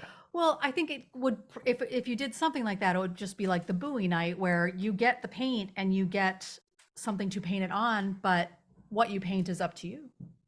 and then she's not teaching. She's just Yeah, we're just hanging out and painting. supplying. Yeah, that worked out well. Yeah. So yeah, she's not guiding you on how to draw specific things. Oh, I can show, actually, we have one other painted thing from Pauline back here. It's going to be heavy. Do we? Yeah. Kory got this for me. Oh, yeah. Oh, you have the logs in there still? You can take the logs out, Mare. So Oh, boy. Kory got this for me. He had Pauline paint it after our chocolate lab passed away. And she actually doesn't like, you said this, so you can correct me if I'm wrong, is she doesn't like painting actual like animals or. Yeah, she's not a portraitist, right? So she knows, like, if she's going to do an animal or, you know, Mrs. Claus, it's going to be naive, like a kid's painting, but it's deliberate. That's just how she does things. Right. So anyway. So we have all sorts of, we have ornaments for every one of our animals that she's painted. I'm taking stuff out of this because it's quite heavy. So we have a Bubba ornament that she did. Actually, we might have two. And then our prior dogs that she knew, Bella and Jack. But Kory had her paint this, I took a picture of Jack. Oh my God. Our chocolate lab is my favorite picture of him. It was during our bad winter where we had snowstorm after snowstorm after snowstorm, and he loved to eat snow. So he had just gone out onto the deck and just put his whole face into the snow. So he was full chocolate lab, and that's snow on his face. So Kory showed her my picture and she painted that for us. So that's our other Pauline painted thing that we have. We're not giving this away. This is mine. I won't get out of the frame. Kory's reloading the fire and Bubba's up. Bubba got excited when we stood up because he thought he was getting something. So. Yeah, we missed the Jackie boy. He was a good dog. He would eat an entire snowbank. It was weird. He had an iron stomach and he would just eat. If Bubba has 2 ice cubes, he'll puke cold water all over the place. Enough to fill that bucket. And he'll eat snow, but then he throws it up. Yeah, the like cold it does shocks not his do stomach. well for It's him. really weird. So anyway. Oh, I remember when you and Pauline did the ornament painting, and Sharp Lisa said that she was painting along when you did the ornament painting video with Pauline. Oh yeah, people were doing that. Oh, that's cool, Lisa. Old guy, you could auction off her online painting live on your show. We could do that. Yeah. Pauline's actually suggested something like that too. You know, old guy, my guess is instead of auctioning, we would probably just do the giveaway prize thing. That's my guess, because the auction thing could get tricky. Like, how would we logistically do that? Like in real time, I'll give you $5 for it. I'll give you $6 for it. You know, like it's how would you do that unless we put it up like through a third party bidding site? Well, but we kind of want to do everything within the channel. So those are the kinds of ideas and follow throughs that I let marinate for months and try to figure out how to make it easy for people to participate. So that's why the Bridge Buddy thing is $2 a month. You can leave whenever you want, but I have all the names there in front of me all the time. I can see 1 through 60 or 100, whatever it is. And then we can worry about, okay, let's get a couple of prizes here, big prizes, like $100, $200, $300 prizes. Let's do it live during the show. I found that prize wheel thing. I don't know. It's goofy and there's polka music and it works. It might change somewhere down the line where that video, that giveaway could be its own separate little piece of content, and we're live on YouTube and Facebook. And is there a way to go live on both at the same time? Yes. Yeah. There is. You know all that. I don't know all that technical stuff. Yep. Well, that's a big part of when we get the studio going is we'll have technical help. That's why every penny this channel's made since we started, when Yoon donated that first time a couple of years ago out of nowhere, I've saved, and it's because I want to be able to, when we have guests on, have things that they can walk away with, like, you know, thank you packages, pay musicians, pay artists to be there. Like that's, you know, it's what you should be doing now. You know, I'm calling it local Letterman. But we're starting, like, you know, it's a bare bones operation, but I think we can get there, and I think it's gonna work. Yeah, it's going to work. I'm not gonna think about it. It's gonna go through a beta phase too. I mean, I guess this sort of is, without having a studio, you're in beta phase. Yeah. But yeah, we're always in beta phase. LB, I am not a local Kory, as you know, south of Boston. I have many creations under my belt and would donate for your cause.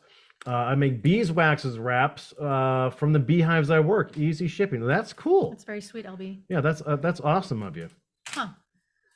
And actually, so I want to say this to Christian while you're here. Christian sent us 1 million drawings, Yeah. right? So, Christian, I told you this privately, but I want to say it publicly because I feel jerky about it. So our house is very compact and small. It's also, we have the fireplace going. It gets dirty and dusty fast, and Bubba's Well, everywhere. Yeah. Right? It's not the fireplace, it's Bubba. Yeah. And so I've actually had conversations with Mary, like, we need to make a space and go through, open up your Yeah. stuff. I have opened it already, but open up everything, get it out, see what we're up against, and figure things out and show them off. We just don't trust Bubba Yeah, with that stuff in the confined wanna- space right now. They'd have to probably go back in the containers pretty quickly because Yeah. he's gonna jump on. Right. And it's not like we can't like lock him out of a room here because he can literally just nose into everything. And our locked door, like, he can go through glass sliding doors with his nose. He can unlock them with his, Well, if he gets amped up enough. He did that at the last house. Here, he'll just scratch at the door, which I just painted these doors. I don't want him to scratch them. So, Yeah. so yeah. But Let's that's very see. sweet, LB. Jokester, I know of an art channel that does auctions in the YouTube chat. Oh, And that's then cool, Jokester. Sandra said this. No, not. Yeah, Val said the same. Hooked on picking. Hooked on Pickin' does a weekly auction. Check it out for ideas. Okay. I have my notebook here. Oh yeah, Kory takes notes on all this stuff whenever you guys give him suggestions. So Hooked on Pickin'. Okay. I see Ange and Val going back and forth. and then Colleen, resellers do online bidding all the time. So yeah, I mean, it sounds like it's a thing. It would just be you start the auction at a certain time and then Yeah. you stop it. I guess the only thing is the lag. 'Cause Well, there's always a lag. There's the lag because of where people are tuning in from, and right? Jessica's commenting on the lag. The other thing too, it's like I don't want to price people out. I'm Right. all about like low barrier of entry and all inclusive and the kumbaya thing. Right. And sometimes with bidding, it can get weird, especially if it's in person, because then people get competitive. You see that. Oh yeah, they want to bid more. They want to pay more just so they can show Yeah, off. I how get much the they sentiment, have. of Yeah. course, but I am always cognizant of that as well. Yeah. I try to, like when I do my fundraisers, I don't do poker tournaments or things like that. I do left, right, center because, it's a little dice game for 5-year-olds because there's no skill or strategy involved. So then you don't have to deal with anyone being a jerk or anyone expecting a to the penny payout for a fundraiser. Whereas whenever there's something involved like poker or whatever, casino nights, if there's some sort of skill or strategy, then the douchebag quotient rises. And Well, I don't deal with that stuff. And I think you're the kind of person you would rather give $5 to 100 people than $500 to one person. Exactly. Yeah. Maybe more than $5. Like, you know how when the national lotteries, when the prize is like $2 billion, just have as many $1 million winners as possible. Yeah. And just why not do that? Right. It drives me nuts. Yeah. Who needs $2 billion? Anyway. Jessica, I participated in a YouTube auction before. You have to have everyone on all messages. It can be very slow to call. Yeah. I don't. All right, Giselle's got a question from Meredith. Yeah. Any idea why dogs like some other dogs dislike others? My Palm absolutely hates Yeah. my neighbor's Bichons and tolerates all other dogs. I have to carry her when we see them walking. Other than some type of negative interaction or something that they're just holding on to and it's just never going to go away. I know our yellow lab Bella, she was fine. She never, caused an issue in a huge way, but she definitely didn't like female dogs. That's why any dog that we had with her was male, Jack and now Bubba. So it's just kind of figuring out those little traits and tendencies for your dog. I specifically why yours doesn't like the neighbor's dogs. I wonder if they bark or if there's something where she's just annoyed by a habit they have. I know little dogs in general, Poms and Bichons, they do tend to bark a lot. So maybe it's something about barking that just kind of, turns them off. No, I'm good. Thank you. But yeah, it's tough to get over that. I mean, I think you'd have to, what we did, because Bubba is actually quite dog aggressive. We did not know that when we rescued him. He was 4 years old. I took Bella with me to go and meet him. He was down in Connecticut, and we met on neutral ground. His prior owner came out with Bubba, and I was walking Bella in the opposite direction. And so they, didn't come face to face. We kind of then turned around and started following each other. And he always deferred to her. He never had an issue with her. But if I had just come to our house with him, it would have been a problem, because we learned that he doesn't want any other dog at his house. So neutral territory, he'd probably be fine. We're just both too nervous to try it again, because when he gets aggressive with other dogs, it's quite scary, and he's large, and it's just not worth any risk to us or our friends' pets to try again. But yeah, we learned that. Jessica has a cool point. The auction that I participated in was by a psychic that wanted to raise money to start her own website. Very savvy. If I remember correctly, she raised $17,000 that night with donated gifts and her auctioning off. You can start your own website for like $200 called Wix or Squarespace, but 17 grand's a good start. And I actually think that Deborah Lupian actually takes part in marathon fundraisers as well online. And she actually suggested it for our channel too. Like a channeling marathon where they could be, she and a bunch of other channels come on, like one after the other. She did 7 straight hours. Jeez, that's too long. And that's the other thing too with Deborah. Exhausting. Deborah's like me, where the longer you're on, the more energized you actually get. Whereas you notice with like Annette, Sheila, even like you get, what you're locked in with guys tiring. Like you get, it's fatiguing. So anyway, Jill still wants us to do moonshine shots. I would definitely think about it, Jill. I have a couple surgeries to perform in the morning, and I'm such a lightweight anymore. But if I didn't have to work tomorrow, I would. Now, since everyone's in the gift-giving mood, let me just show this. From Kentucky Bourbon Barrel Ale.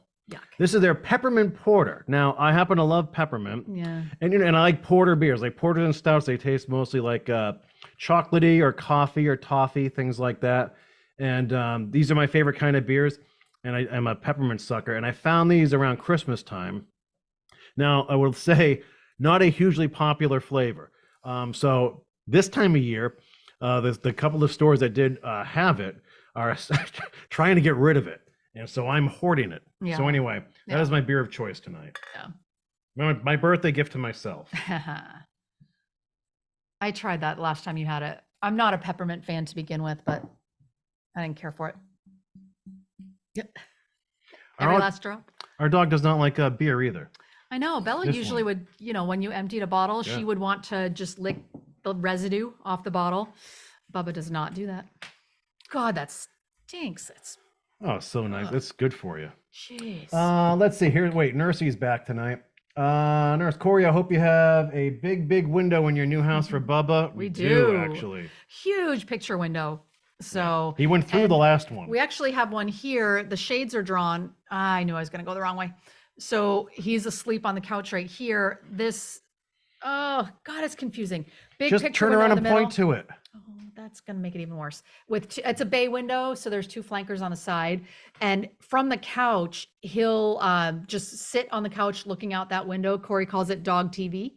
And then if the mailman dares to come by or any delivery person, I don't know how he knows that these are delivery people, because, most people just walking by, he doesn't care unless they have a dog. But if you're a delivery person, he'll jump up on the bay window and just be, I'd be terrified if I was walking by on the street and saw that. Yeah. Oh, God. And he looks like the Scream mask sometimes from a distance too. Yeah. With the fur in his face. Jilly Beans is doing a fundraiser on YouTube coming up in the next few weeks. That's cool. Val, when my son was in a marching band, we worked to raise money so all the kids could go, and we had enough for meals for them too. We were blown away by how, it's how people are so charitable and giving. Yeah. Wherever you go. Kory, contact Danny, the niche lady. She is a reseller on YouTube and will be more than happy to help. Oh, thanks, Colleen. Let me jot that down. the niche lady. Okay, gotcha. Oh yeah, cheers. Thank you. Jokester, this one's on you, buddy. Cheers. Oh, it's so good. You like that beer? It's good for you. It'll be a long night. God, we need smell YouTube, because man, that is strong. Smell-o-vision. Because I don't Doesn't like that sound better than smell YouTube? I'm having a night. So I don't like peppermint to begin with. And then some of these beers Kory drinks, they're very strong. You don't like bourbon whiskey that smell anyway. No. Oh God, no, it's awful. It's like a cough syrup to me. Yeah. My partner love beer. Just like, yeah. Some dogs love beer. When getting new windows for my house, as Jessica Frank, I went with plexiglass because of how violently my dog attacks the windows when delivery trucks go by. Yep. Smart, Jessica. So Bubba, have we told the story about when Bubba broke a window? Go ahead. So our prior house it was a triple casement window, so probably about the same width as that bay window in front of us, but split into 3 very tall casement, the crank out windows, and very old windows. So single pane. Kory and I were at the house. I was sitting on the deck right outside the living room, and then Kory was back in his office, which is not far, and we both hear this massive crash and I got up and went right into the living room. Kory came out of the office. We see Bubba standing in these huge shards of glass in the living room, and he had somehow broken one of the casement windows. And this is not tempered glass. This is a really old window. So it broke in huge pieces and managed to not have a single cut on him and not to fall out the window either. Mm-hmm. And we still have no idea what or how he did this, because neither one of us heard him bark or saw anything. And I think he was also just stunned because he was just standing there in the middle of all this glass. Yeah. So, and he kind of clumps around clumsily, like when you yell at him to move, like to get out of the glass. And we kept thinking, now he's going to cut himself. Yeah. First, we kept thinking he's got to be cut already, right, or hurt or stunned. And if not yet, now he's going to cut himself. And he walked through like a meatball, and he was fine. And he went and laid down on the other side of the room. We're like, you got to be kidding. And it took weeks I was vacuuming stuff outside. Yeah. Weeks after. Our lot is sloping there. So our living room, it's the first floor, but it has a full height basement underneath. And so he would have, if he went through that window, would have fallen about 10 feet and onto glass shards that were down out there too. So weird. And I wish that we had a camera so we could have actually seen what happened. Yeah. But all it probably took, with how old these windows were, was just a nose from him. Thankfully he wasn't injured. So, and then, so of course this was 3 years ago now. Oh, we're going to start construction soon. We don't have to replace that window. So then the last 3 years, I boarded it up with this door that was not in no way weatherproof or waterproof or any, meant to be a window in any way, but it happened to fit. So popped it in there. Oh, it's only going to be there for a couple months, because we actually had ordered the replacement windows. We ordered the windows years ago because we thought we were going to start this project back in 2000. Yeah. So we had all of the windows sitting there and ended up with this door in one of the 3 casements for 3 years. I'm gonna love the day we walk in and see that actually with the new window. Oh, that's gonna be a fun big day. Difference. So. Hi, Michelle. How you doing? Susan, always good to see you. Susan Taco, I love that name. Tangerine Cottage, good to see your name again. There's Nancy Cronin. Hello, hello, hello.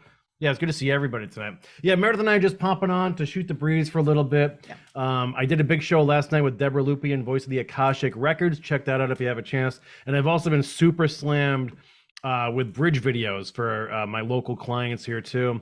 I posted, I think, 2 or 3 of them today, including a nice long one with Pauline Bresnahan of Pauline's Gifts, if you want to give that a look. And we're actually going to be giving away one of Pauline's hand-painted mailboxes to a bridge buddy out there. If you ever want to sign up to be a bridge buddy, you can do that now. Annalie Finch, our Mama Bear moderator, has that. Do you like that? Mama Bear Moderator, has the link in there for you too. It's just $2 to subscribe, and we do giveaways all the time. When are you going to give that away? I think so. I need to promote it in the Gloucester group. Right. If I don't think I'm going to get it in time for the newsletter this week, so I'll make an announcement with them next week, and then Pauline opens 2 weeks from tonight. Okay. So maybe in 2 weeks' time, Yep. we'll give that away and see where we're at then too. And we're going to be with Georgia and Karen. I know they're going to give something away, so there's a lot going on. So anyway, that's the latest there. I'm not going to be on tomorrow night because I'm actually going to be recording a show with Celtic Tarot Sheila for her channel. And then I'll see if I can somehow play that on this channel. She's going to, I suppose, teach me how to read tarot. So I've got that coming up. And then next Monday night after the weekend, you can watch a soul introduction that Deborah Lupian conducted for me just a few days ago. We recorded that. She wanted to record it and not do it live in case there was like very sensitive information or if there's any hiccup with the broadcast. And there wasn't. It was really cool, very smooth. So that's going to be on Monday evening, 7 p.m. Eastern time.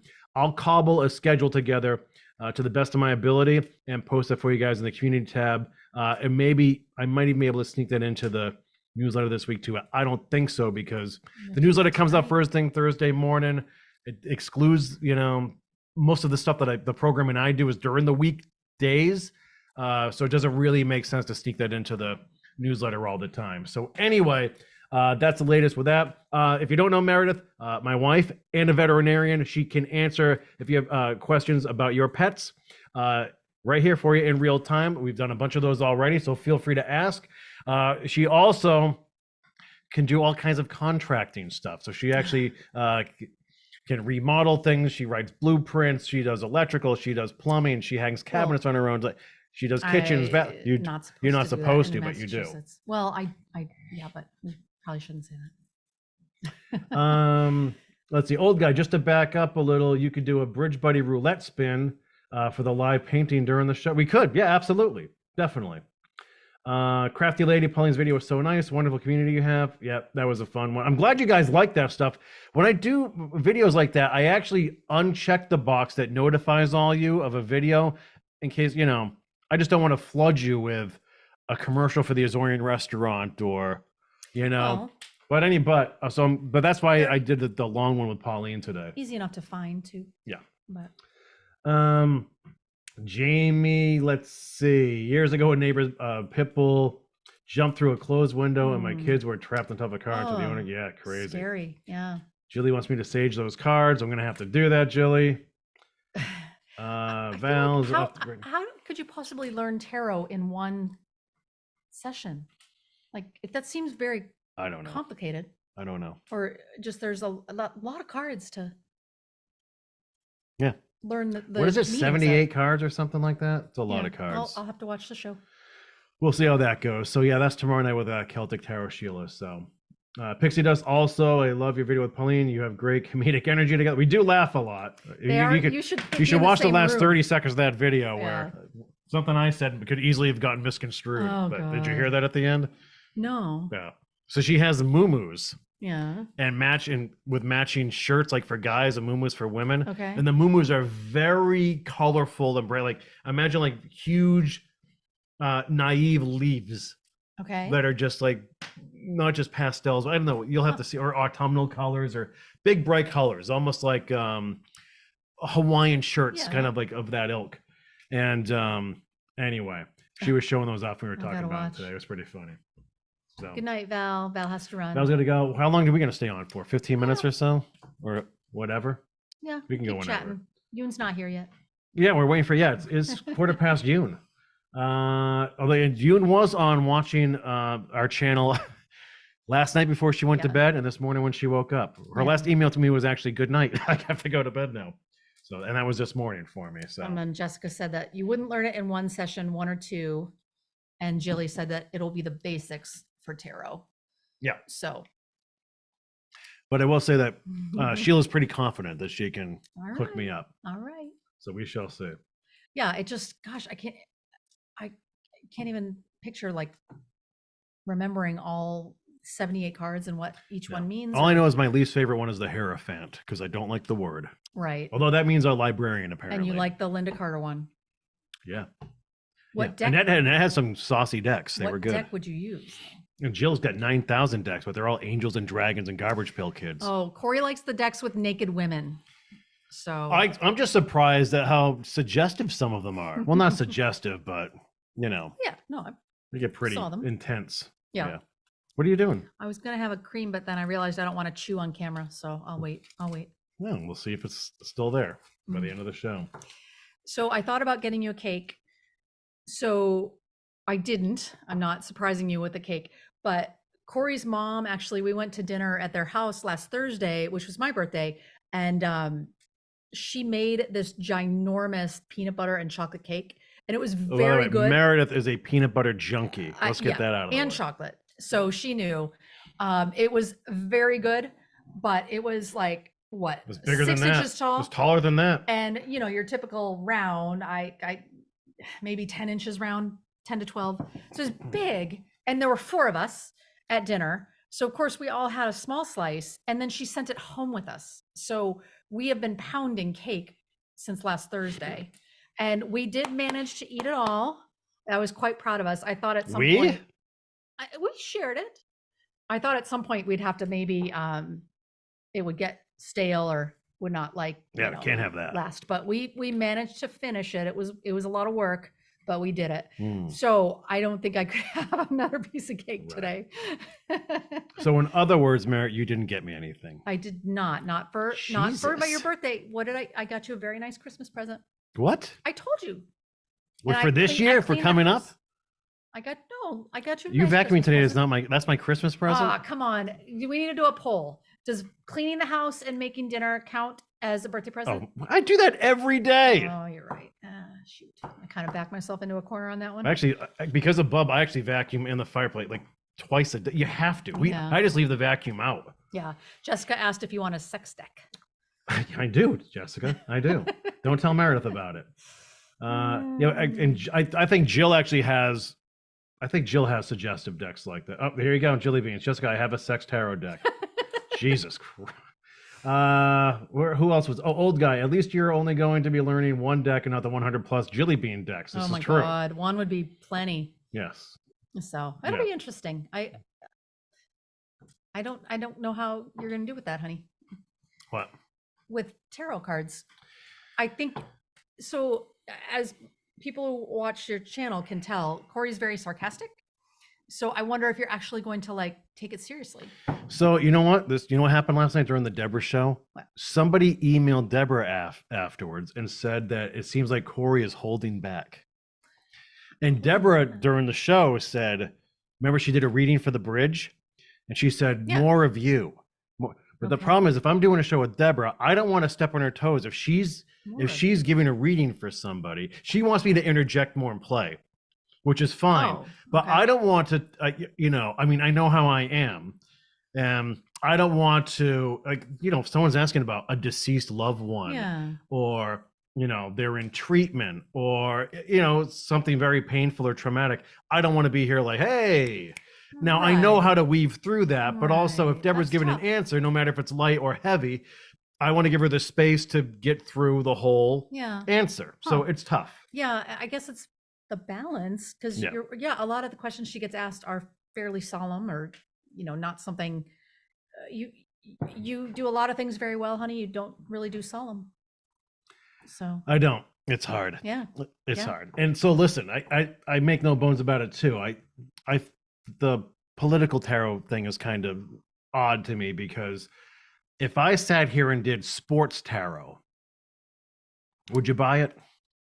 I mean, you would just be picking the Pats to win everything. But if I did, that's picking one side of the aisle. I'm not going to run to Encore and place a bet because you said that this team's going to win. Sal did. Sal actually did pretty good with my bets last year. Yeah, we were riding Buffalo until the playoffs. I was like, now you can pull the plug. It was good. Huh. Yeah, I wonder where Sal is these days. But anyway, no. And the problem is I would pick up tarot cards. If I was going to do anything, I would be jokey about it. And for the folks who take it seriously, I don't want to step on any toes or, I don't want to bother people, but that is what I would do if I was like. So maybe sometime, if you want, I can pull cards, but I'm gonna have fun. You have to know that it's gonna be pretty unserious. You're gonna do it like it's a stand-up tarot. No, I think I would have fun with it. I would have fun with it. But if you're okay, if we want to do something very light, then I can try that sometime. Right. Where we're not taking it seriously, but I'll try, and I'll put on my improv cap, and we'll see where it goes. I'd be up for something like that. I'm trying to get my head around it. I think it could be interesting, but I know your answers are all going to be sarcastic. So I just know that about you. Here's the other thing about Meredith. Meredith does not get my sense of humor. Do you feel like you do? Yes, I do. I also just sometimes want you to be actually sincere. And I've said that to him. Said that to you. Meredith is once she calls me an unsentimental schmuck. I had some good ones. They just come. How I said that words are here, but they don't. And then sometimes when they do, it's like, oh, that's not quite what I meant. Yeah, whoops. But, yeah. But I've told you time for a sincere comment, honey, and then you'll find it. I think I'm very sincere during the shows, though. There are a lot of serious stuff of a very serious nature sometimes. You're very appreciative, and you do love the audience, and you're excited about what you're building here. Yes, I'm not criticizing you. I just know that. Oh, no, I know what you're saying. If you were to do tarot, I know you're just gonna read it with a.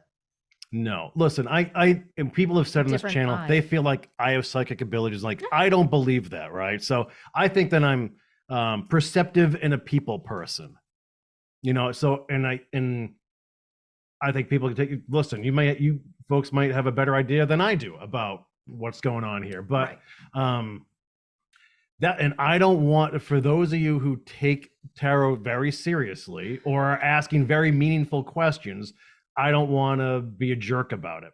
You don't want to make it seem like you're making fun of the art. Right. But now that you know me and you're still on this channel after the last month or so, thank you for that. But that happened with the astrologer. She thought you were actually almost like poking fun at her reading. I wasn't. You were just kind of making light of some of the things that you did in a past life. Yeah. You impregnate someone in the lower class and then get publicly executed. Look.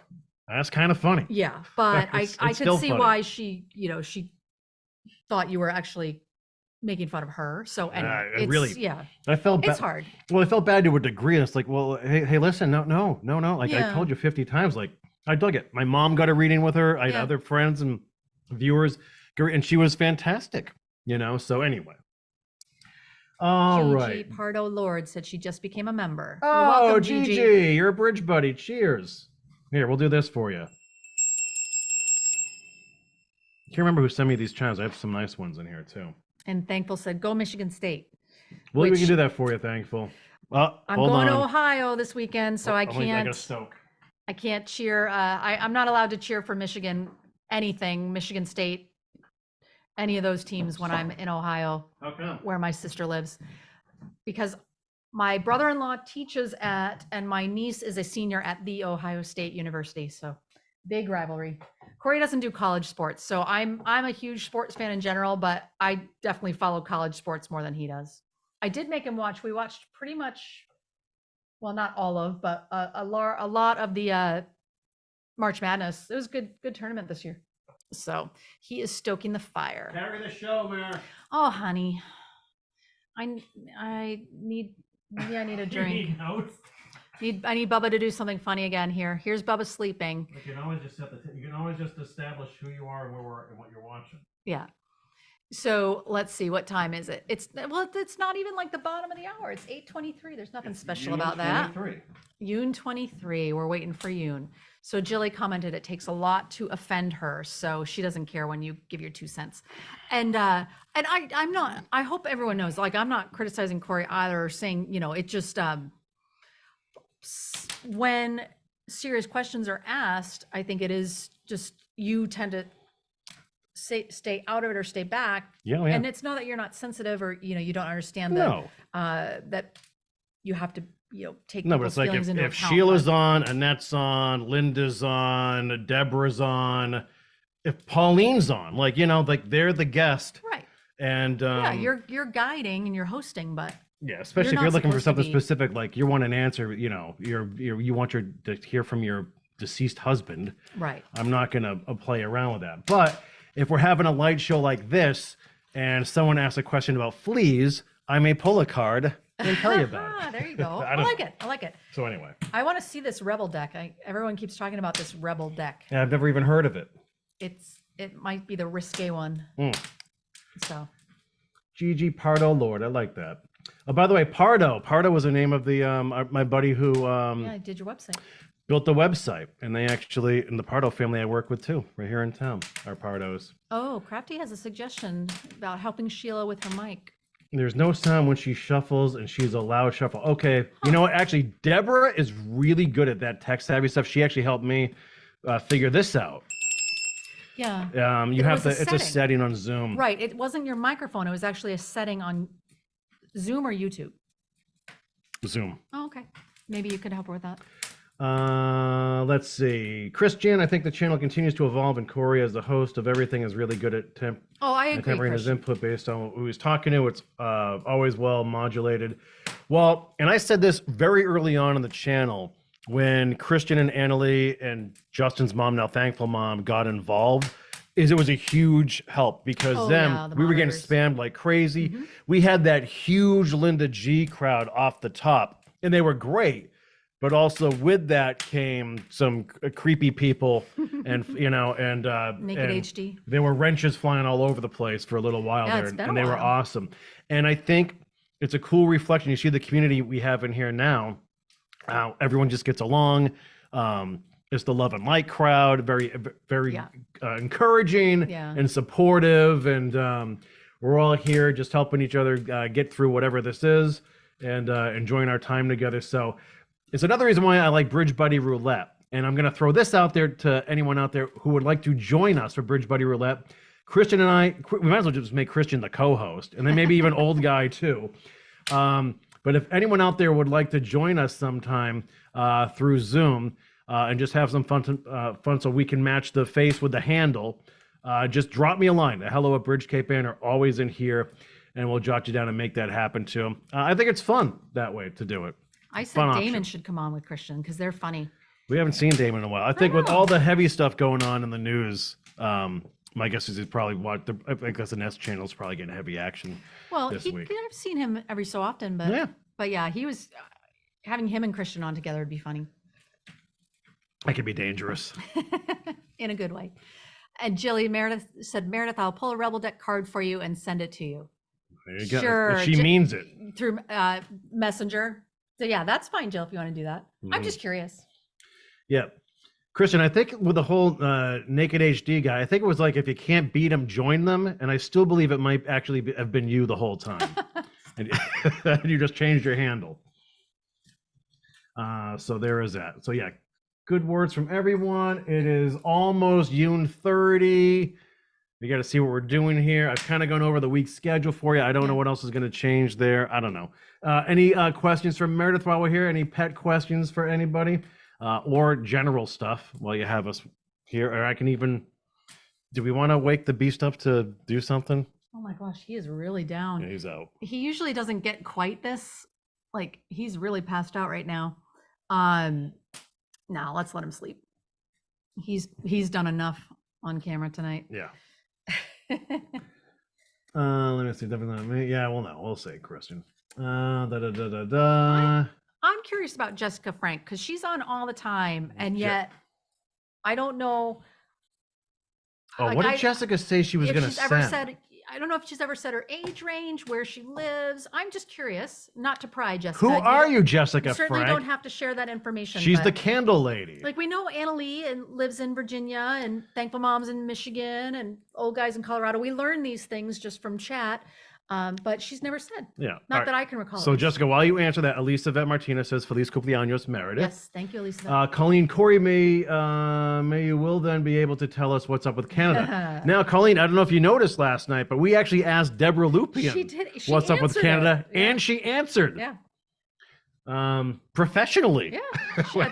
Yeah. It was another, sarcastic question that she answered seriously. All right, Jessica's apparently sending me a sex deck, which is great. Oh wait, Jilly's already showed me that thing. Jessica, I thought you had a comment somewhere earlier. I can't remember what it was. Mrs. Old Guy will have to show you what a vacuum is, Old Guy. This is true. All right, I missed a Jessica thing. I can't remember what it was, but anyway. What did she say? I can't remember. Oh. What was she gonna send? I can't remember what it was, but anyway, I have nothing else. I know. Marby said she just became a member too.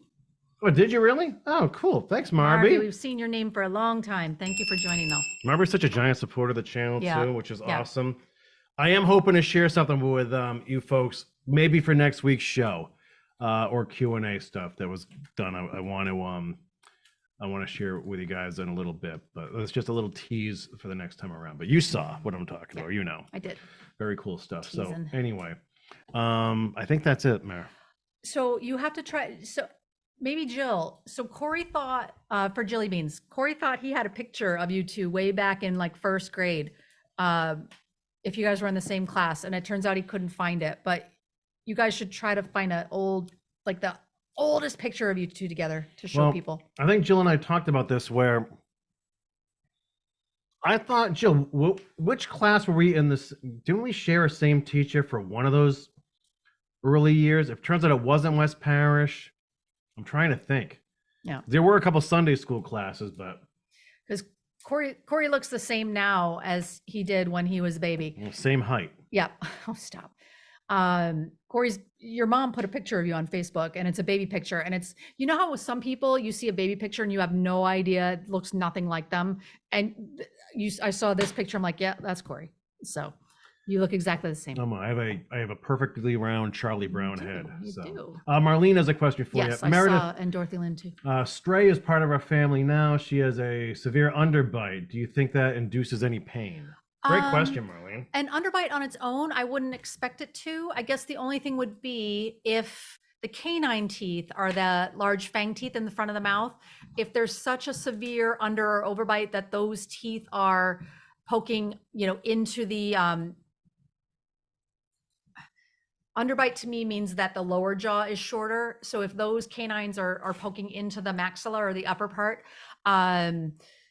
then that could be painful. You can, if she lets you look in her mouth, you could try just to see if there's any indentation or redness where those canines might be contacting. Because when there's a normal jaw, the canines wouldn't hit the upper or lower. They would sit proud of it. So that would be the only thing that could potentially be painful. And Jilly Bean said she does have a third grade picture somewhere. So. You guys, that'd be fun if you put that picture up and then people have to point out, oh, no, there's not a good way for people to point out who they think is you or Jill. So I was thinking people could point out who they think is Kory and who they think is Jill, but there's not a way to do that. What we look like it's very obvious, me and Jill. Okay, Jill too. I know you would be obvious, but. And Jill. And Jill, okay. And then Dorothy Lynn asks, what are your thoughts on declawing cats? I have performed it in the past. So I've been a veterinarian for 23 years. The thoughts on declawing have evolved quite a bit during that time. So I certainly did perform that when I was fresh out of school. It's been probably at least 7-8 years, I'd say, since I've done one. And I'd have to be very, very convinced at this point to do that procedure. The only time I would consider it, I wouldn't do it for an owner preference reason at this point in my career. If an owner just says, no, I want it done because I don't want to cut their nails or they're scratching my sofa, I would decline in that case.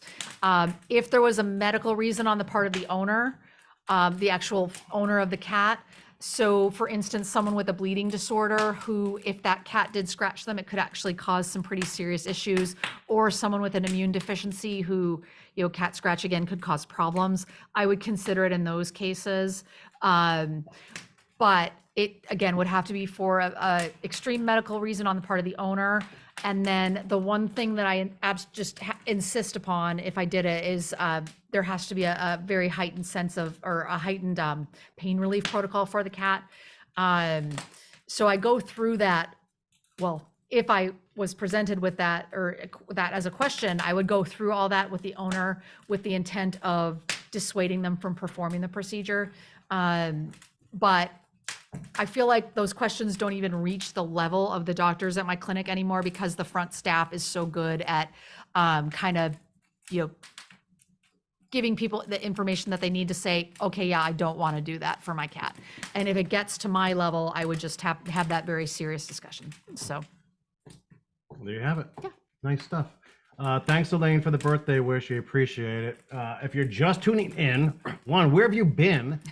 Two, hi, I'm Kory, and she is Meredith, coming at you on Bridge Cape Ann tonight from our home away from home in Beverly, Massachusetts, just outside of Gloucester. Our temporary digs right now. And today is actually my birthday. So we thought we would pop on and just hang out for a couple hours and shoot the breeze with you all tonight. Nothing spectacular planned. I just wanted to spend some time here. Tomorrow night, I'm going to be with Celtic Tarot Sheila, but we're recording the show tomorrow evening and it'll be played at a later date. I'll keep you posted on that. And then next Monday, you can watch a premiere video featuring me with Deborah Lupien, voice of the Akashic Records, as she gives me a soul introduction. Very cool stuff. And Deborah actually gave away a soul introduction last night on this channel. that was awesome. And Marianne Prokopek was the winner. Yeah, that's great. Which is very cool. So I have to actually hook you guys up for that. Hi, Carl. How you doing? I'm glad you liked the chat. Interesting. Yeah. We go from Akashic Records one night to Pet Care the next. Yeah. That's what we do. All over the place. And then maybe Sex Tarot later on this weekend. You never. Whoa! You gotta log fix down. that, Log honey. down. You gotta fix that. Giselle commented, I heard vets are no longer taught declawing procedure in vet school. I'm not sure.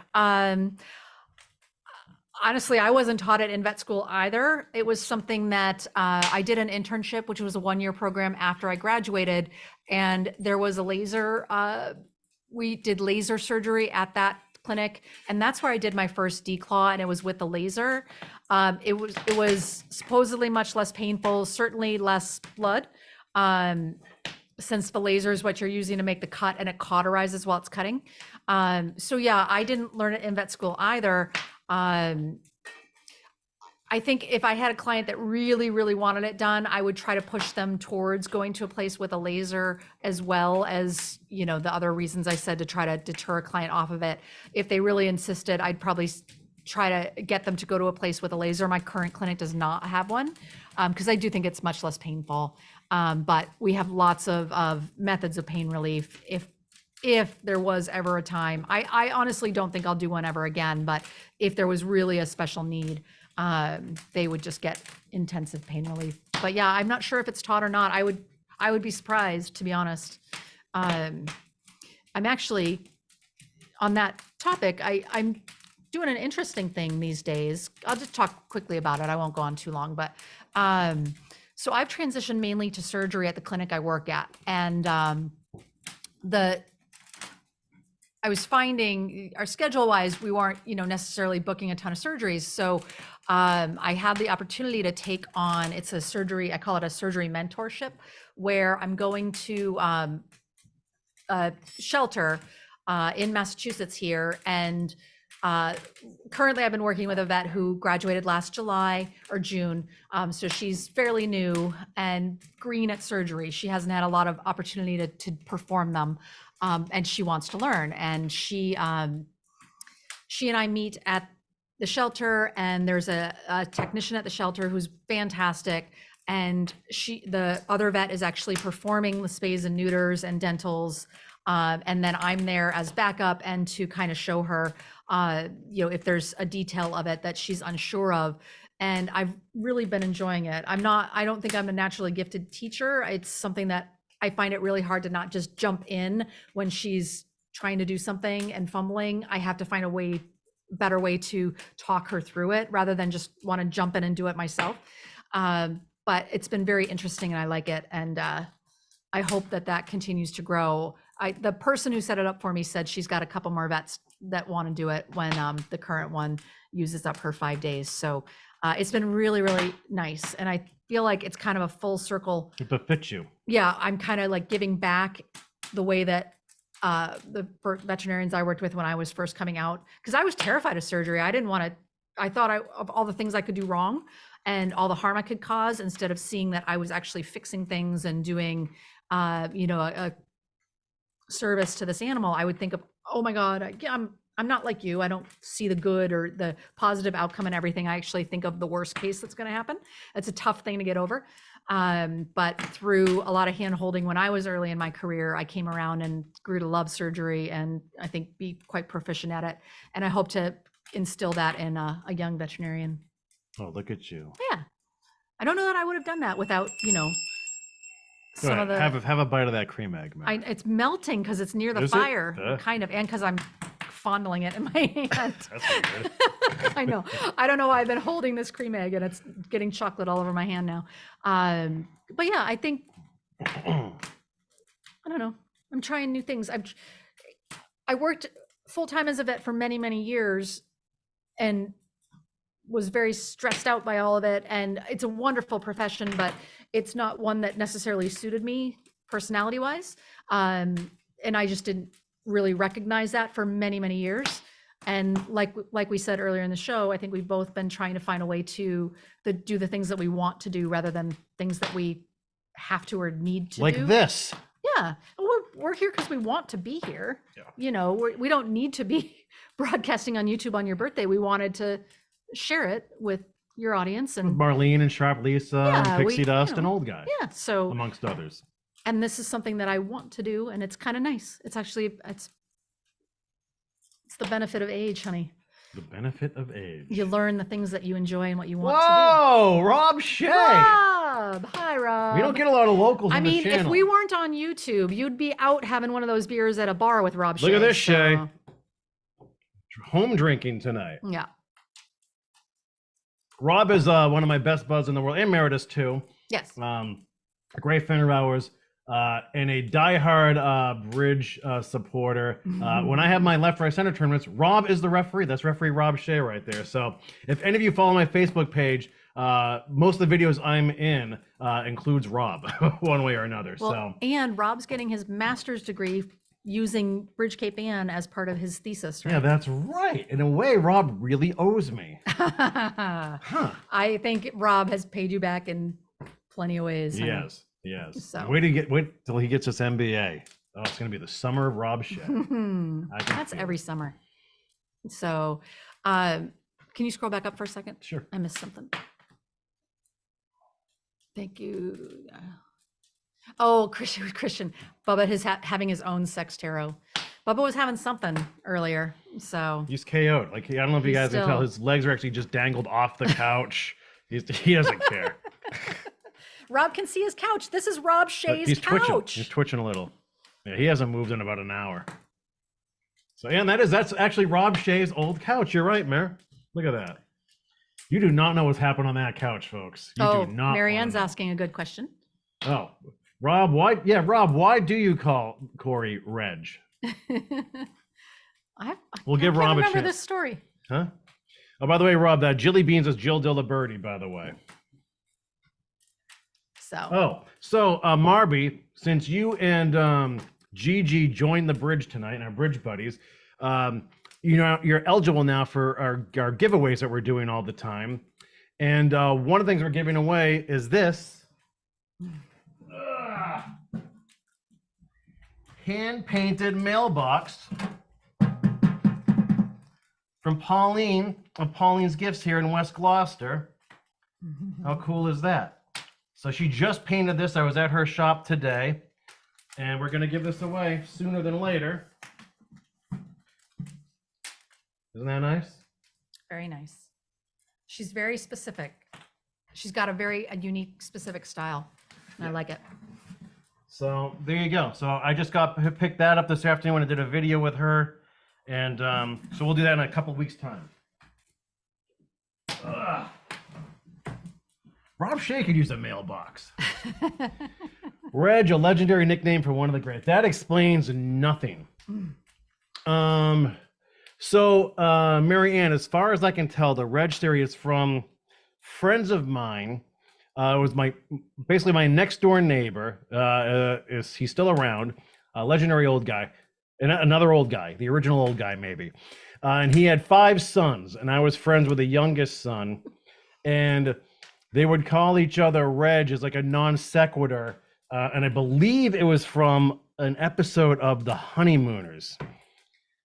Was there a Reg character in The Honeymooners that they would yell out?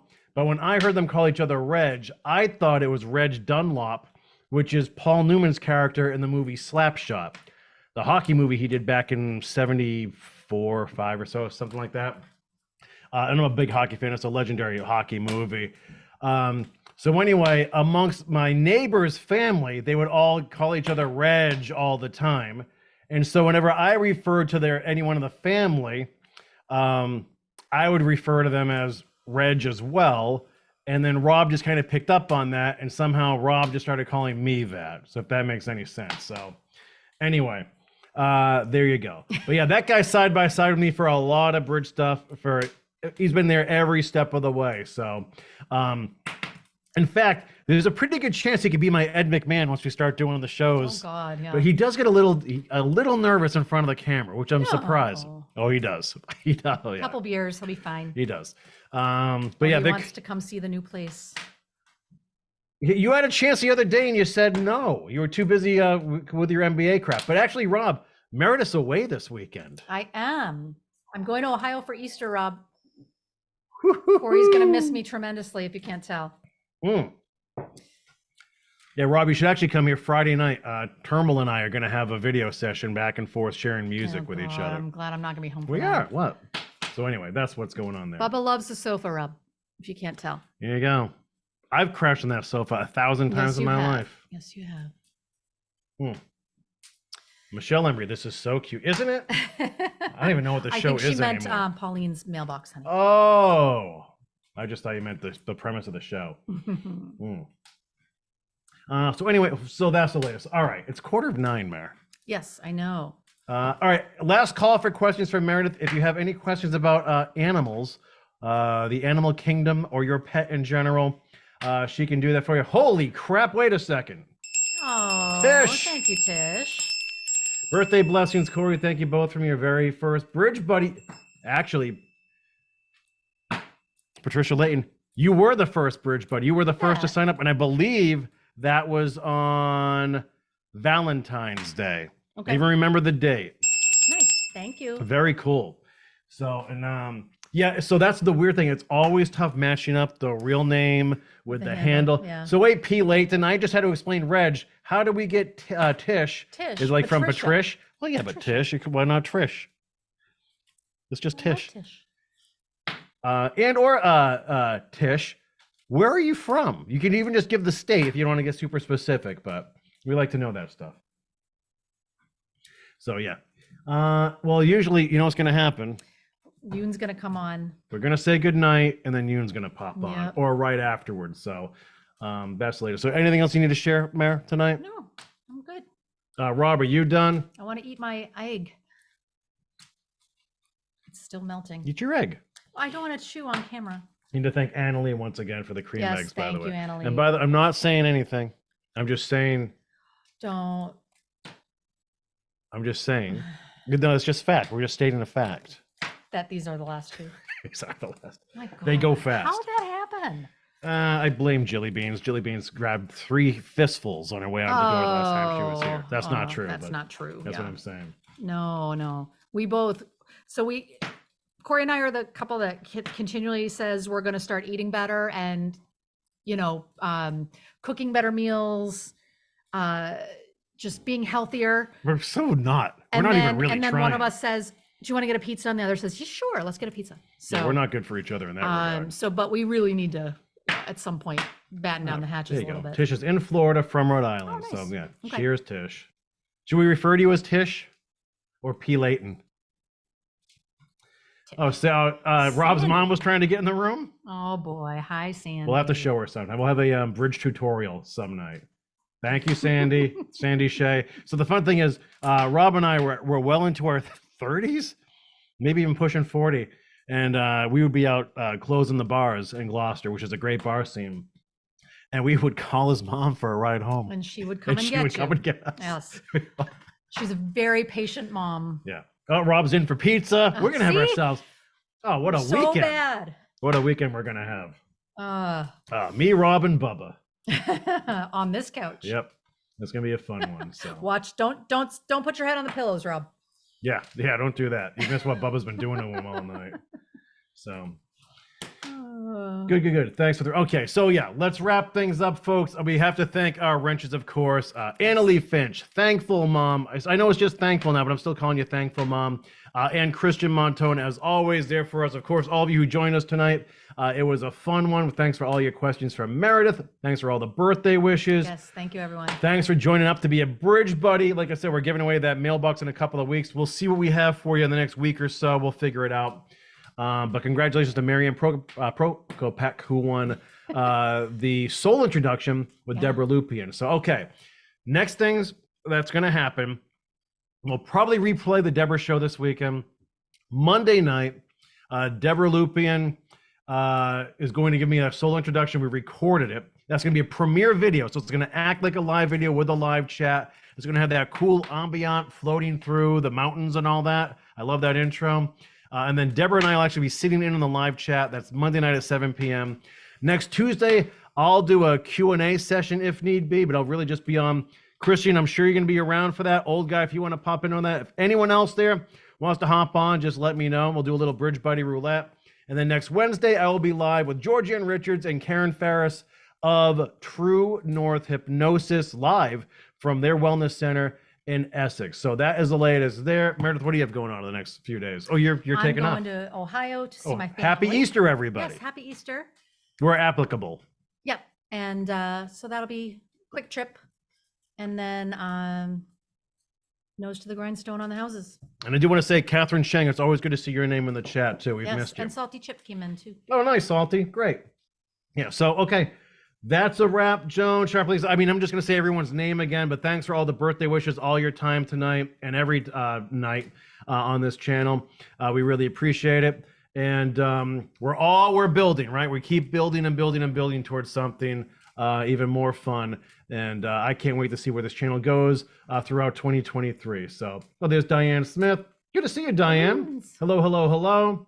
So, oh yeah, Christian, when you do the Bridge Buddy roulette with Christian and he just jumps on the bed. And I think it goes was to sleep. great. That was awesome. Yeah, he's still in there now, probably. Maggie G, you're all the best. Happy Easter, everyone. Big beach weekend here in St. Augustine. Oh, you brat, Maggie. Oh, Maggie. It is like, it's 40 degrees out right now and drizzling. It's miserable Yeah, it got out colder right here. Yeah. Here, I can do that with Bubba. All right, so Mara's going to go lay down with the dog. They do this all the time. It gets kind of weird. Oh, there he goes. So Don't be jealous, Christian. that's what that dog loves. He's not going to move an inch for hours. He's really weird like that. So, all right, folks, thanks for your time again. We'll catch you soon. If you want the newsletter, hello@bridgecapeband.com. If you want to be a Bridge Buddy, Annalie has that link for you as well. And I'll post our schedule in the community tab as soon as I can figure that stuff out too. So anyway, that's it for now. On behalf of Meredith and Bubba, I'm Kory from The Bridge. Adios for now. We'll see you next time. Good night. Good night. Good night. Still on? Yep.